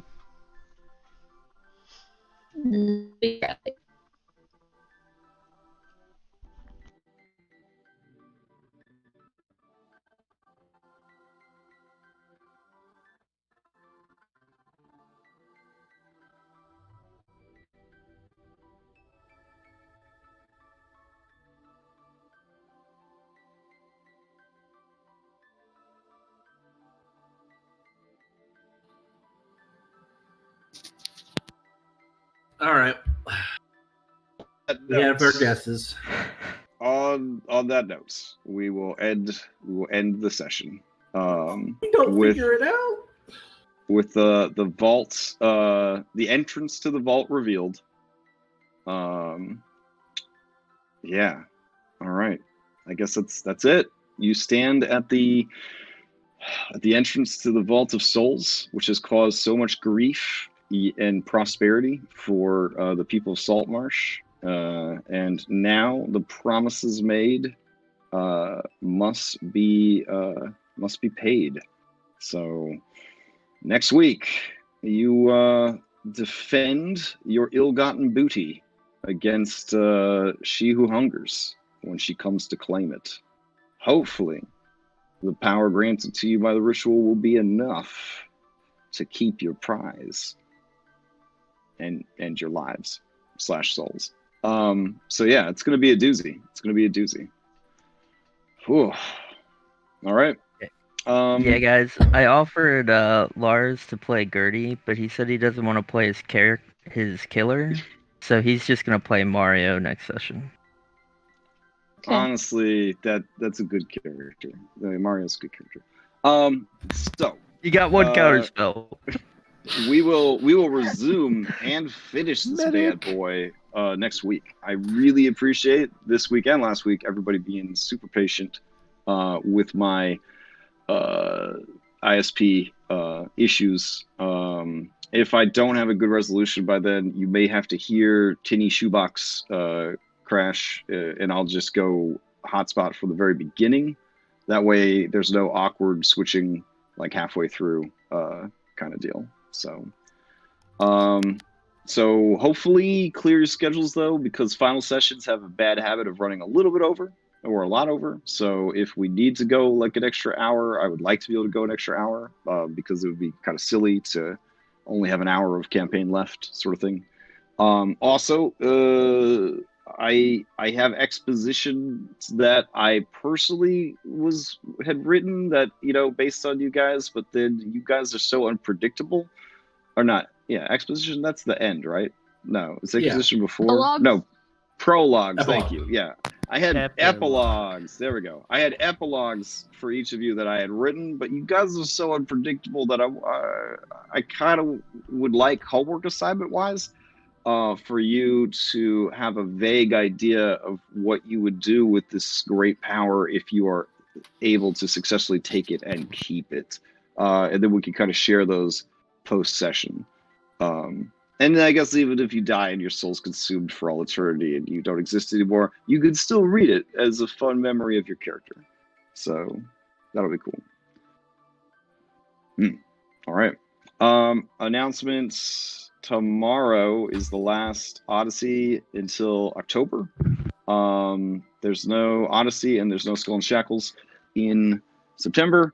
I am migrating to Foundry. There will be invites posted to join playtest games. These games are playtest games, so they're free to play in, but I only want people to play them that understand that it's a playtest game. So I don't want anybody to join. They're like, yeah, we're gonna play like some real Dungeons and Dragons. Like, it's gonna be a real adventure. It's gonna have an actual narrative, but we're gonna be trying out new rules, and everybody's going to be giving opinions on the rules and reactions, and we're going to be pausing to like check that we're doing things correctly. So it's not going to be like normal, like, you know, well-crafted one-shot kind of thing. But it is also all going to be in Foundry. So if you're looking for some practice in Foundry before October, that'd be another opportunity to do that. There'll be a big patch posted towards the end of the month that will be changes affecting all games moving forward. And so that'll kind of, I think, bring some balance to certain aspects of play that are unbalanced. For example, these critical hit cards that we've been using that are very spicy, but it's unhealthy behavior to play Russian roulette this many times, a week. So we probably need to find something a little less insane for critical hits. I don't want to go completely 5e critical hits because they're super boring, but there'll be something less ridiculous for critical hits. And the build contest for the 5-room dungeon ends tomorrow night as well. There is a physical prize for that one. So if you haven't entered yet, you should definitely enter. And if you haven't checked out the ones that have been submitted, definitely check them out. Give them the updo emotes and all that jazz. And also, there's a contest going on through my Twitter/YouTube because we got over 2,000 subscribers, and apparently you're supposed to do like a giveaway when that happens. So that's what I'm doing. So there's gonna be 2 winners, and they win like $50 gift card for DM's Guild /Drive-Thru RPG. So, and you guys, of course, can enter. So if you want to do that, there's that as well. Does anyone else have any announcements to make? No? Yeah. Oh, okay. Okay. And that on that note, then I hope you guys have a safe and healthy week. And if you need me for anything, just at me on the Discord. It's the best way for me to see the comments. And we'll continue and end this next week. So later, everybody. See you, Crash.